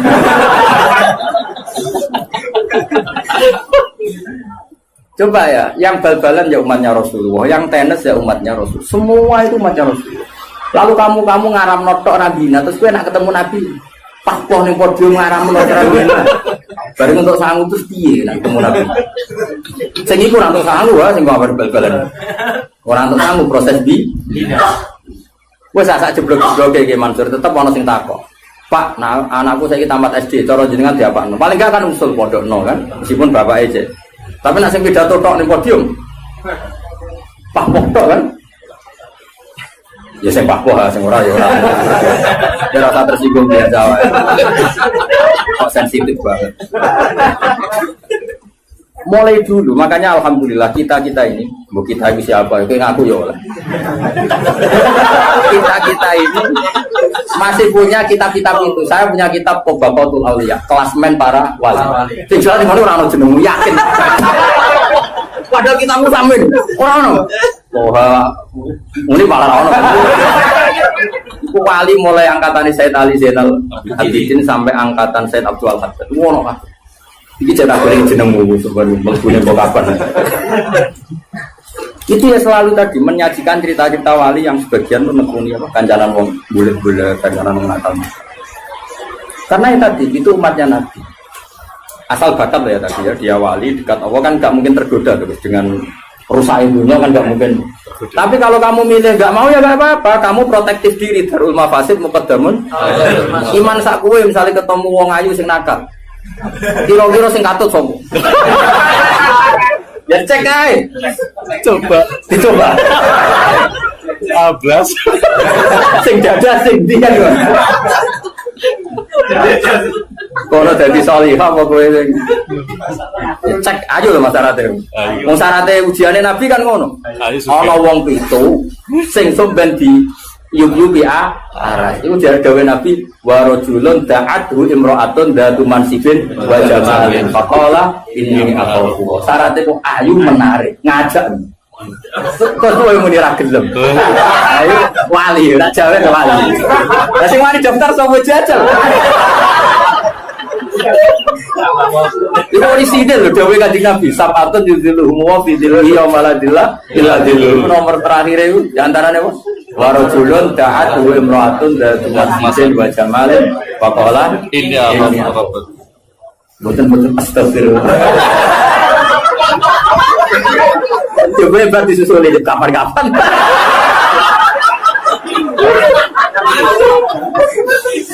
Aduh. Jadi makanya ini balik balata trukti tadi. Balik apa? Balata trukti. Makanya kalau ini syukur punya guru kayak bangun yang legowo apa hormati kiai sing nangani itu bapak yang hormati kiai. Oh cuman sidik-sidik sunah rasul terus seakan-akan kamu paling megang otoritas suara. Tidak umatnya Nabi itu banyak yang nekuni. Lah aku roto hak pidato, aku rasa pidato aku seneng. Piye-piye sih aru itu penting. Rezeki yo penting ya. Bae iki terus nang dhewe. Seneng gue ya terus nang dhewe. Roh toh? Ya sudah seperti itu. Makanya ngaji yang banyak. Saya berkali-kali cerita wali itu dulu macam. Dan itu khazanah itu di pesantren banyak. Dulu Sunan Kudus jadi qadhi bagian halal haram tegas. Kali Jogo di sama wali-wali disuruh di daerah Kidul Sragen Boyolali dakwai wong abangan macam. Mulai dulu itu ada macam seperti ini. Dan itu cobaan ya. Sampai sejarah bayang kali Jogo juga. Udeng-udeng cobaan ke udeng-udengan. Itu biasa mata ala Indonesia. Tapi zaman itu ya orang Islam Nusantara itu biasa. Tapi ya nama Islam nomor ya apa-apa orang sing larang wae. Enggak artinya biasa. Jadi dulu yang nekoni itu tuh ya biasa. Bahkan kalau di Ihya itu ada cerita ini sebelum dulu kalau cerita Khalid itu preman. Dulu di antara Khalid atau Khalid itu apa? Kira-kira maknanya apa? Preman kira-kira. Ada Khalid Bani Israel gitu. Ketika Nabi Isa konvoy sama Hawariyin ini orang pilihannya Nabi siapa? Sehingga cerita Hawariyin yang rai-rai kok munik itu. Ini kan spontan itu yang Khalid tadi. Spontan itu ingin wong solehnya seperti itu. Sehingga langsung spontan itu bergabung. Ketika bergabung dia abtoa Mas Yahudi mengendorkan apa? Jalannya karena dia enggak ingin setara dengan Hawariyin. Tahu diri lah. Yang Hawariyin dia Mansur ini Asro'a, yang jenis murid tapi tidak semua. Kan itu ya ada yang jenis saya, jenis macam-macam. Yang lainnya normal, tapi yang satu ini Asro'a Mas ya. Supaya berjarak jauh. Jadi kemana isin agak level. Wong preman kok jajar aku. Makanya yang ini mempercepat jalannya karena tadi ta'anufan tentu karena keangkuhan. Yang ini memperlambat karena tawaduan karena dia agak ingin setara dengan Hawari. Jadi sing premane tawaduk mau setara, sing wong saleh iku malu menjauh. Saat itu juga Allah bilang ke Nabi Isa, Allah mewahyukan ke Nabi Isa karena Nabi Isa nabi. Isa bilangin ke anak buah kamu yang itu. Yang itu iso tuh iso menip yang itu apa yang itu? Liyas ta'nifa al-amal. Sama siapa alteknya? Liyas ta'nifa al-amal. Kewaliannya yang Hawari tak cabut dia nol. Kepremanannya ini tak cabut dia juga nol. Sekarang sama-sama enggak wali ya enggak preman. Yang preman statusnya dicabut ya nggak langsung jadi wali ya nol dulu, yang wali ya nol. Sehingga kitab Ihya kayak apa Imam Ghazali sufinya, tapi juga memasukkan cerita-cerita seperti itu bahwa pantangannya orang soleh itu takabur, dan itu juga umatnya Nabi ya diurus akhirnya sama Allah. Di Manaqib Syekh Abdul Qadir Jilani juga ada orang jadi wali itu karena orang Nasrani. Orang Nasrani wali Abdal ada mati satu. Sama Syekh Abdul Qadir diganti orang Nasrani yang Islam hari itu. Yang Islam hari itu langsung jadi wali. Semua apa? Karena tadi dakwah beliau juga kemana-mana. Sekarang kita tahu dakwahnya Habib Umar ya kemana-mana. Mulai orang Singapura. Enggak membatasi karena semuanya umatnya Nabi dan semuanya kena kitab. Kita kena kitab wala tatrudi. Jangan sampai menolak. Tapi saya ulang lagi ya. Kalau ada pondok unggulan kamu jangan terus kritik. Oh raro Quran ya kayak gitu. Meroteksi anak uang ora gampang. Lho cara aku tuh mondok ini lah tak pengen. Semari bocah seneng gue ya repot. Soalnya tuh ngandani wong nek semau mas bisa sebelah cara mondok ora oleh. Munib yo ora oleh. Wong nek semau Pak, mesti pikirane duwe wis sufilah lho. Wiridane wis duwe ku penting. Kok ora oleh mondok lho nang ngaji ini kok oleh. Mondok ora oleh. Terus ngel-ngelo kiai ini turun yang keramik masuk angin modelnya wis tuwa repot kabeh terus kanya pensidik wato kan ngel-ngelo wong mesti tak tolak tapi saya bukan niat nolak kamu enggak meroteksi santri itu enggak nak virus mulu virus kedunya mana dewe bangun iya, santri kiai itu kan mati santri ya. Kiai kenapa? Santri gue kelas. Tadi dua ya tenang. Lo santri kelas tuh. Zaman gue jadi santri, kiai sopo ibu cucuk. Gue kelas cucuk kiai sopo. Tapi bareng jadi kiai bagai musuh. Kan rival loh. Saya kira demikian. Assalamualaikum warahmatullahi wabarakatuh. Cara berpikir ulama. Saya pernah baca dalam satu sejarah ulama besar, namanya Sufyan Ats-Tsauri. Sufyan Ats-Tsauri itu menjadi wali itu gara-gara kalau sholat di masjid, itu beliau datang sebelum adzan. Saya ulang lagi, beliau datang sebelum adzan. Ditanya, kenapa kalau kamu datang sebelum adzan? Saya ini nggak ingin jadi hamba yang buruk. Hamba yang buruk atau pembantu yang buruk adalah setempe nunggu dipanggil. Misalnya kita tahu majikan kita pasti manggil jam 7. Kemudian jam 7 itu Anda masih ngopi, masih tata-tata, itu kan tidak menghormati majikan. Harusnya kamu standby di jam yang saat itu pasti majikan Anda memanggil. Kata beliau, saya tidak ingin seperti pembantu yang dulu datang nunggu apa? Dipanggil. Jadi itu ada beberapa spirit atau inspirasi dari aturan-aturan mahabbah. Sebab itu ketika Allah kritik orang munafik, wa idza qamu ila sholati qamu kusala, ketika dipanggil sholat mereka datang bermalas-malasan. Karena ada cintanya sama Allah, maka datang berlambat-lambat. Nah, berarti kalau ekspresi cinta mengharuskan kita datang bercepat. Makanya dalam istilah lain di Quran ini termasuk balaghatul Quran. Di juz 25 itu istilah menuju Allah itu fafirru ilallah. Kita tahu firar itu maknanya lari apa jalan biasa? Lari. Jadi untuk mengekspresikan mahabbah kita, kangen kita pada Allah, cara bahasa Arab, isyak kita, berontok kita sama Allah, tidak diistilahkan jalan tapi fafirru ilallah, harus bergegas berlari. Begitu seterusnya. Maka kalau ada orang Islam terus ini konsekuensi hukum. Ada non Muslim minta, Pak Bahak, saya tolong ajarkan syahadat. Nggak boleh saya bilang gini, monggo ke dalam dulu. Padahal perjalanan ke rumah saya misalnya setengah jam, nggak boleh. Saat itu meskipun sambil berdiri-diri harus kita tauhidkan. Kamu yakinnya Allah itu satu, Tuhan Allah, harus. Karena kalau ada perjalanan ke rumah 5 menit terus dia kecelakaan, belum syahadat, statusnya mati apa? Kafir. Dan kita ikut terlibat karena sebetulnya bisa mengislamkan saat itu juga. Analoginya kayak tadi loh. Orang kecelakaan di jalan karena kita pakai celana pendek, nonton Sirian ya, saya tak pakai baju dulu. Habis itu dilides truk. Itu kan kita ikut salah karena kita yang punya kesempatan. Tentu yang disalahkan yang punya kesempatan. Karena merubah status dari potensi kelides truk menjadi sama sekali gak potensi kelides truk dengan kita inggirkan. Meskipun kita dalam keadaan tidak ideal. Sama. Orang kafir yang mau masuk Islam itu umumnya kiai-kiai kan kadang sebagian disuruh mandi dulu, itu salah. Itu salah sekali. Sangat salah, apalagi nunggu seremonial di masjid, nunggal toko-toko itu bujutnya salah. Itu gak cuma salah, bujutnya salah. Jadi salah yang akut. Itu salah besar. Kalau seremonial monggo, tapi kalau mengislamkannya harus saat. Apalagi seremonial seminggu lagi nunggu tokoh terkenal, nunggu di syuting dulu, wah itu perilaku so itu bukan mengislamkan itu. Makanya kita yang sebagai peneliti fikih itu kadang itu enggak sreg gitu. Masa mau Islam nunggu di masjid dulu, di syuting dan tokoh-tokoh itu salah. Itu sama dia kamu lihat orang kecelakaan mau menyelamatkan, ini ada wartawan enggak? Minta di syuting dulu sedang mati ini. Jadi kita normal saja dalam Islam, sesuatu yang mendesak, yang emergensi ya perlakuannya harus cepat. Sehingga dibabkan faslun fil musaroah ila nusifid fitin. Jadi ada beberapa contoh di Quran memang aturannya seperti itu. Makanya semua redaksi Quran tentang menuju Allah diredakseno fafirru. Makanya di Tawaf ada ekspresi romal, jalan agak cepat. Di Sa'i juga ada momen-momen kita harus romal, berjalan cepat. Di beberapa aturan juga seperti itu.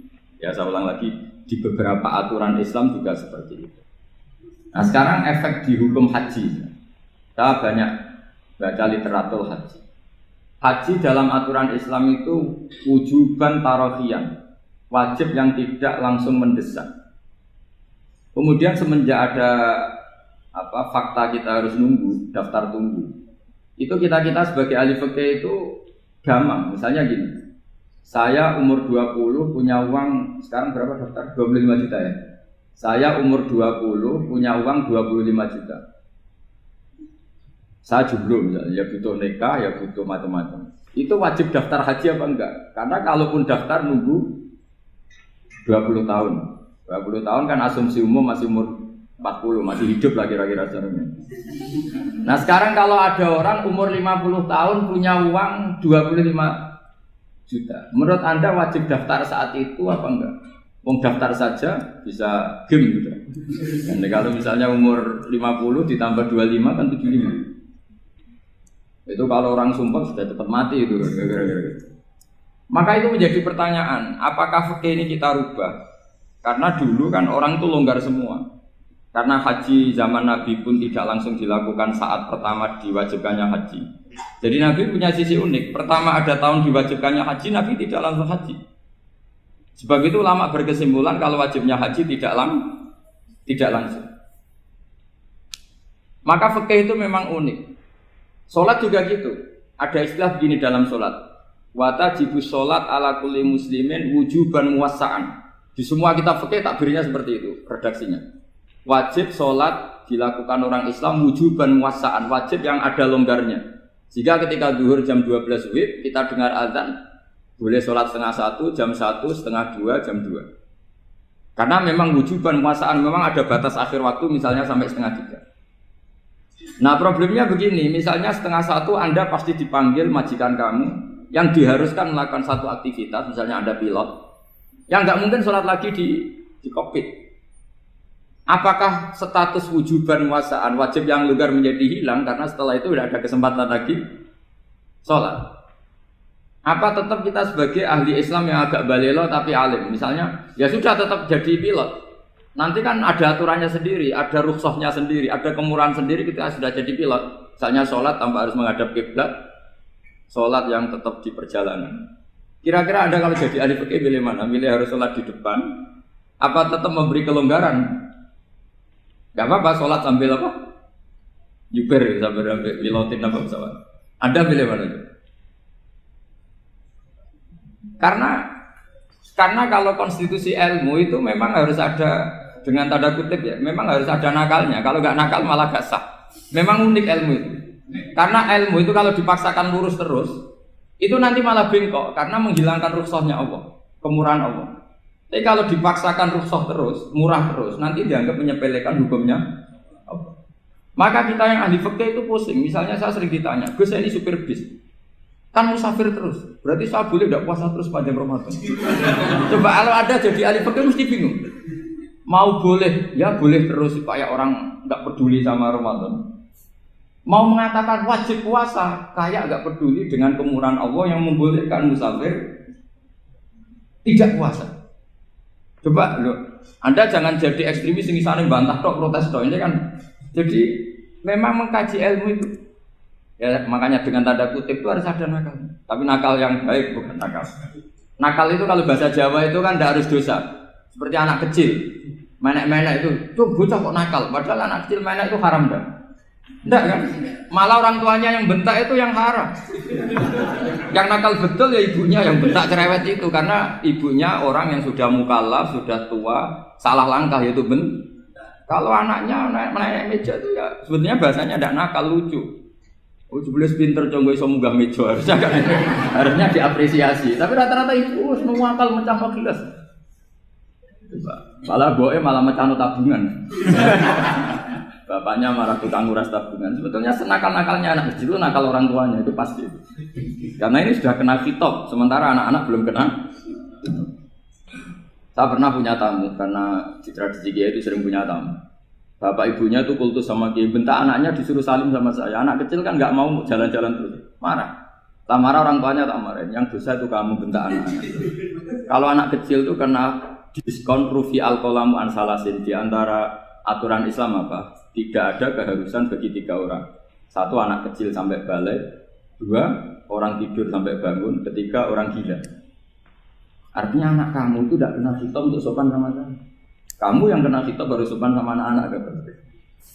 Nah ini ada Jawa itu kadang keliru. Jadi orang tua itu marah-marah memaksakan anaknya sopan. Padahal Allah memberi diskon anak kecil itu belum wajib sopan. Gak apa-apa ada tamu naik-naik itu. Asal masih anak kecil. Makanya Rasulullah ketika beliau sholat sujud itu Hasan Husain itu naik. Cara Jawa Nabi itu 3 tumpahan. Semua riwayat mengatakan Nabi itu diam saja, gak berani ngangkat. Sampai sahabat itu ada yang ngomong, ini Nabi sujud lama sekali ada apa? Jadi kita punya riwayat itu ya baru kayak sahabat yang agak nakal. Semuanya itu sujud, tapi bareng di atas rata-rata ada sahabat yang belakang ngomong, siapa tuh ini sujudnya kok lama? Barokahnya itu ditemukan riwayat, oh ono putune itu. Karena Hasan itu naik di atas punggungnya apa? Nabi. Itu andai kan tidak ada yang ngomong, riwayat ini tidak ditemukan. Barokahnya ada yang melongok itu mungkin kalau sekarang mungkin semua masjid melongok karena orang sekarang jarang yang khusyuk. Kalau dulu hanya satu yang di belakang.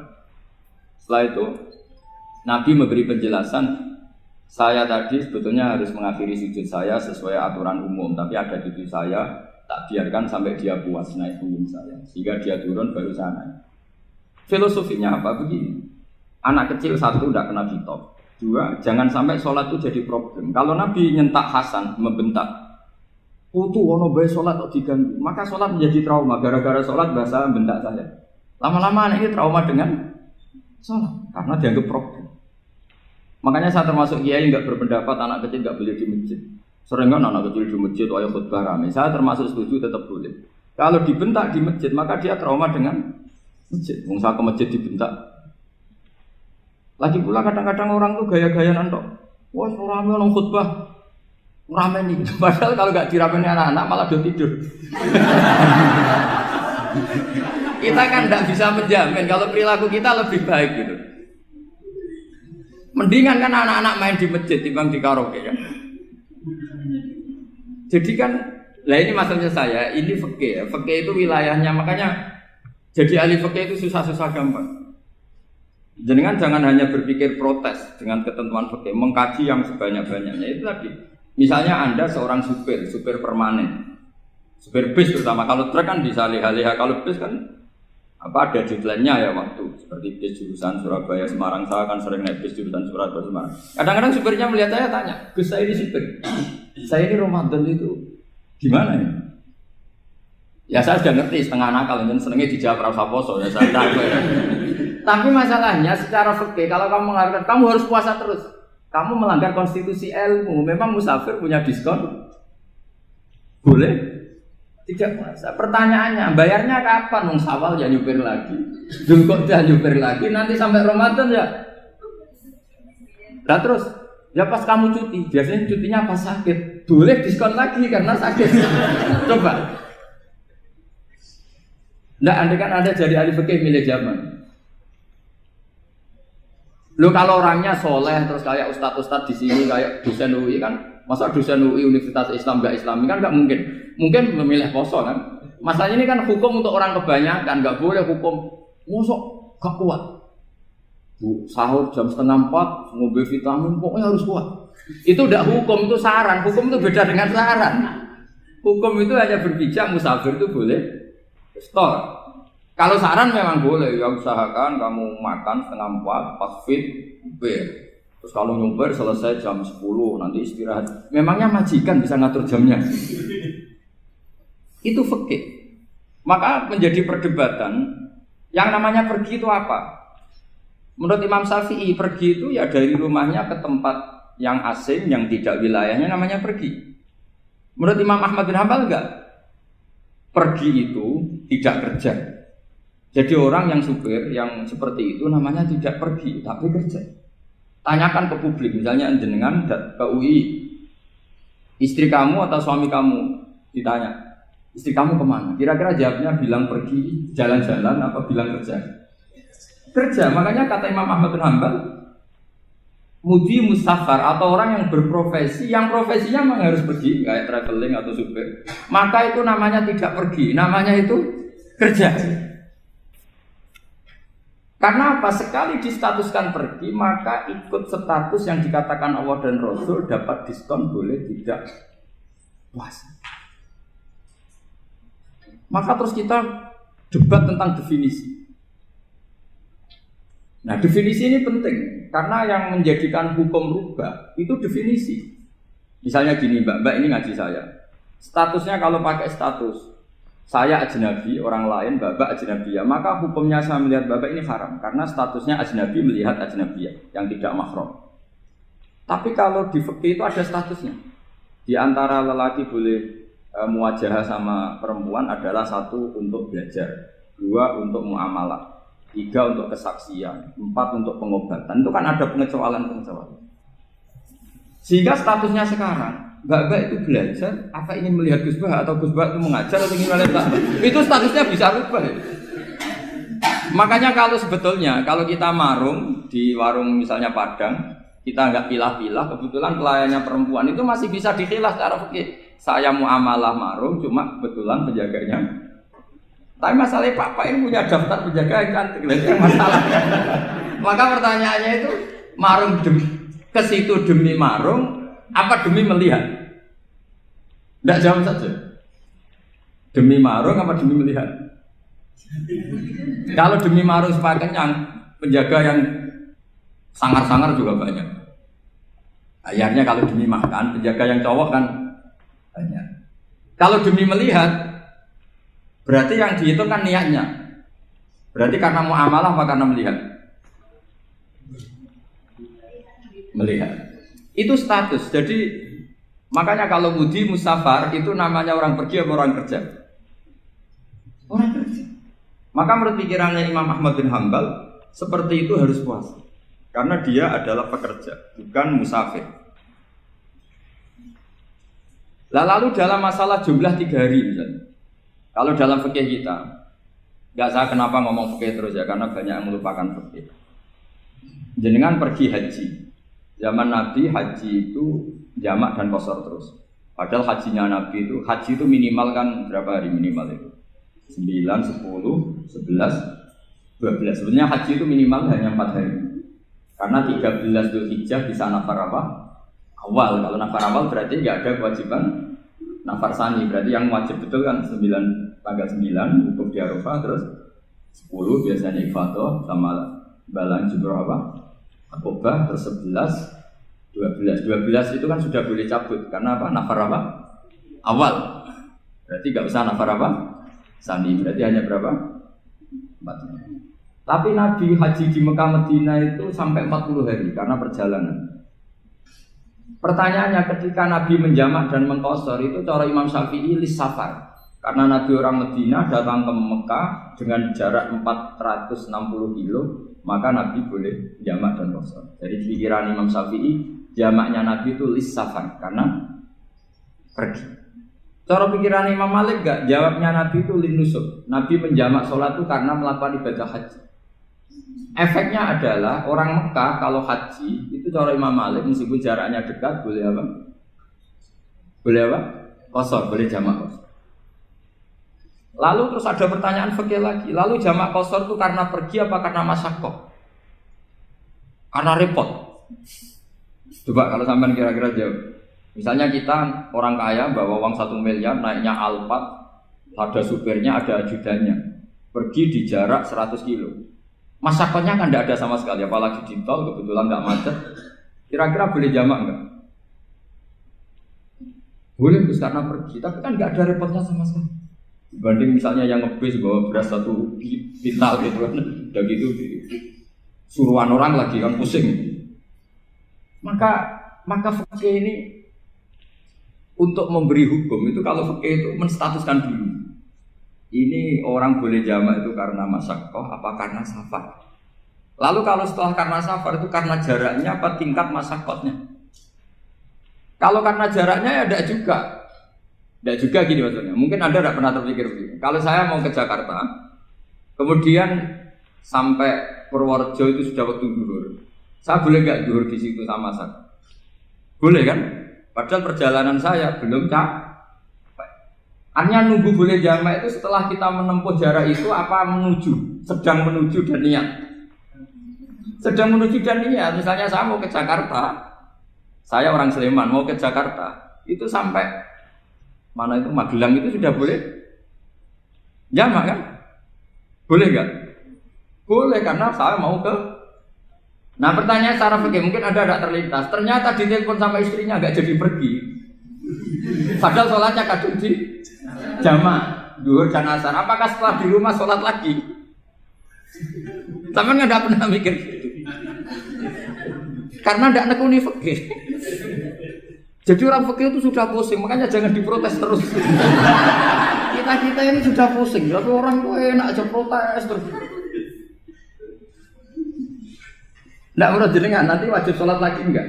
Dia bolehnya jamak kan berdasar berstatus musafir. Ternyata setelah Magelang ditelepon istrinya enggak jadi. Dia kadung sholat zuhur dan asar. Setelah pulang masih jam 1. Terus ada asar, wah sholat. Kalau ada, sholat lagi apa ada? Jangan saran. Kalau saran, wah sebaiknya sholat lagi. Itu tidak hukum, itu saran itu namanya. Saran dengan hukum beda. Sholat lagi pada. No, ketika ada jaga itu berdasar malas atau berdasar hukum? Apa?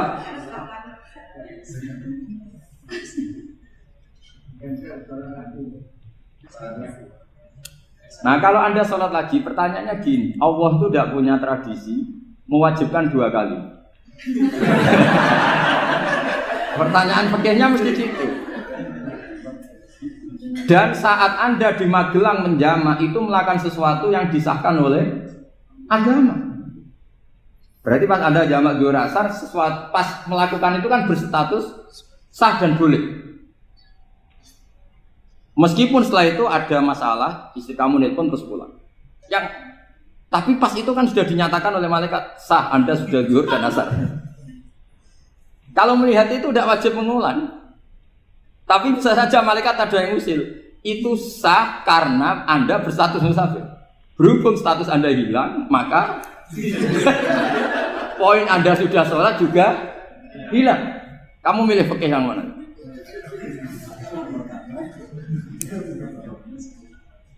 Jadi peneliti fikih itu beda dengan orang-orang yang dengarin protes. Beda karena nekuni. Nekuni itu beda karena ada konsekuensinya. Makanya fikih itu sampai saya punya kitab fikih itu dikarang 1 orang itu jumlahnya 20 jilid. Per jilid itu segini. Jadi 1 meja ini dikarang 1 orang. Itu mulai yang presisi, yang detail sampai yang khayal. Yang khayal juga ada. Yang khayal itu tadi beliau banyak menghayalkan diri. Suatu saat Anda datang ke Mekah itu hanya butuh waktu 20 menit. Zaman itu belum ada pesawat. Lalu boleh gak jamak? Boleh gak nakal? Nakal itu begini. Sama orang kaya punya jet pribadi. Misalnya ada Ronaldo masuk Islam, orang kaya. Itu bisa gak puasa? Karena begini. Misalnya dia contohnya orang Arab. Orang Arab, jangan orang.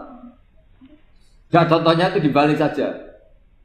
Di sini itu kalau imsak jam berapa? Imsak Ramadan jam berapa? 3:30 aja biar aman ya. Kalau 3:30 kan masih imsak. Dia terbang ke Mekah. Jadi orang sini puasa jam 5 kan mulai puasa. Dia terbang ke Mekah kan masih malam. Makan terus dia. Mekah mau ada matahari terbang lagi ke barat.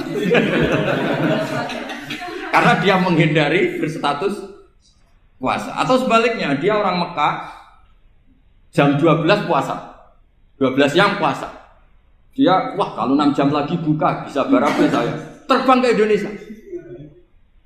Ke Indonesia terbang baru 1 jam, di sini sudah buka. Itu khayal, jadi itu ada khayalnya. Itu lama dulu, sebelum ada pesawat sedang mengkhayal gitu. Bolehkah orang yang di Masyriq ke Maghrib demi itu? Kalau Anda jadi Raja Salman jam 1 kok sudah nggak kuat apa? Puasa itu diberi saran terbang ke Indonesia. Itu kalau pakai jet kan nggak sampai 9 jam, 1 jam ke Jakarta. Sudah ada wow akbar. Bukan. Boleh enggak? Loh mau kamu enggak bilang, oh enggak boleh. Wong di Jakarta sudah huru Syamsi. Masa sudah matahari terbenam orangnya enggak boleh? Bukan. Lah ya. Apa? Kalau resikonya gini. Sampean mungkin nggak mikir, resikonya gini, kalau dia berstatus musafir, bolehnya buka karena musafir, pertanyaannya dia wajib bayar. Kan musafir bolehnya kodok nanti harus bayar, tapi kalau dia buka normal kan nggak harus bayar, beda, efek-efeknya beda.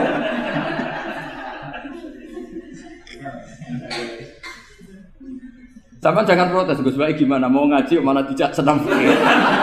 Ini kan ngajinya para dosen, para pegawai, jadi harusnya itu jadi mufti, ngaji untuk jadi mufti, bukan ngaji untuk mendengarkan.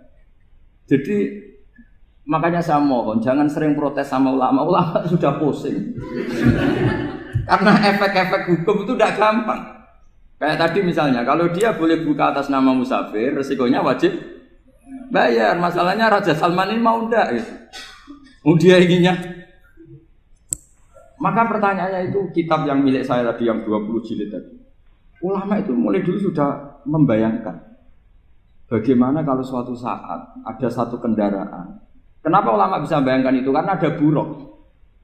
Meskipun mereka enggak numpak buruk, hanya Rasulullah, tapi kan bisa membayangkan ada toyul waktu. Waktu itu bisa dilipat.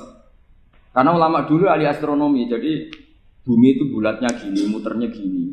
Berarti suatu saat ada satu ilmu di mana orang ngambil satu posisi terus melewati toyul waktu, ngalami lintasan waktu. Mulai dulu itu sudah dibicarakan. Pertanyaannya lalu status orang ini kayak apa?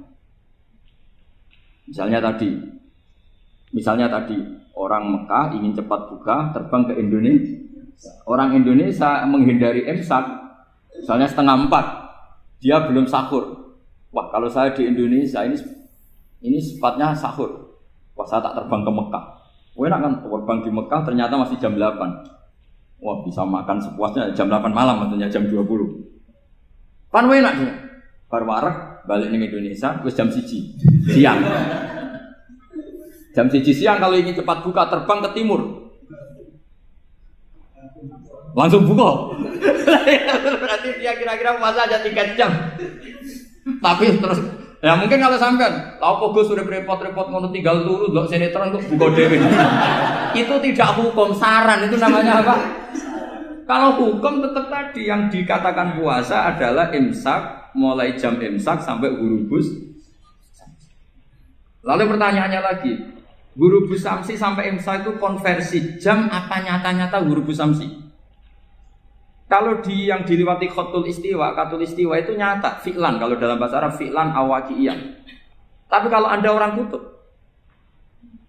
saya sering kirim-kiriman surat sama mufti-mufti yang ada di Timur Tengah, di Eropa, konsultasi maksudnya. Orang kutub itu kan tidak ada matahari, tidak ada apa-apa. Jika kalau Anda baca kitab di kutub, mesti Gus Bak darani pembohong. Misalnya orang kutub ngaji saya, kamu harus subuh sebelum matahari terbit. Sekali matahari terbit waktunya hilang. Duhur setelah matahari agak ke barat. Asar kalau matahari terbenam hilang waktunya. Mereka mesti bilang mataharinya di mana? Maka pertanyaannya, boleh gak mengkonversi waktu untuk orang kutub? Jadi misalnya pola umum subuh jam 4:30. Berarti antara subuh dan qadha itu 1,5 jam. Subuh sama duhur polanya berapa berarti? Kalau 4:30 sampai jam 12 itu 6 sama 7,5. Berarti ya kira-kira habis subuh nunggu 7,5 jam baru duhur, nunggu 3 jam baru asar, nunggu 3 jam baru maghrib. Berarti waktu puasa kira-kira antara jam 4 sampai jam 6. Berarti berapa jam itu? 12 sama 2 14. Oke, berarti orang kutub harus puasa 14 jam. Tidak bergantung waktu mata. Tapi ada lagi pertanyaan lucunya gini. Lalu 14 jam Gus itu dimulai dari mana? Apa asal 14 jam? Apa harus ada konsensus setarnya? Masih ada PR lagi. Menurut kamu gimana? Ada konsensus setarnya dimulai jam 4 dini hari. Apa asal jumlahnya? Imsak 14. Mikir lagi kan? Itu di Denmark itu ada satu musim di mana siang terus sampai sekian bulan. Siang terus sampai orang sana itu capek. Kenapa ada siang terus? Logikanya kan tadi bumi itu saya juga belajar falak, belajar astronomi. Kalau tepaan kamu di sisi yang barat agak utara atau agak selatan, matahari ini nyentrong terus. Jika bumi molak-malik ya kamu kesentron terus karena kita ini kan tepaan di katulis istiwa, di khotul istiwa. Sebenarnya khotul istiwa itu bahasa Arab dari kata khotul istiwa. Khotun itu garis, istiwa itu tengah. Lah, Islam itu oleh Allah memang dipilih di tempat paling top yaitu Mekah. Mekah Ka'bah itu surratul ardi. Jadi sebelum ditemukan ilmu astronomi itu Nabi sudah ngendikan Al-Ka'bah surratul ardi. Ka'bah itu pusarnya bumi. Jika di Ka'bah itu satu-satunya area yang terbebas dari medan magnetis. Karena dari utara dan selatan benar-benar di tengah. Maka potensi jam paling akurat di dunia itu ya hanya jam yang di Mekah itu. Karena apapun akuratnya teknologi di Amerika atau Jerman, karena jam itu dari logam tetap ketarik medan apa?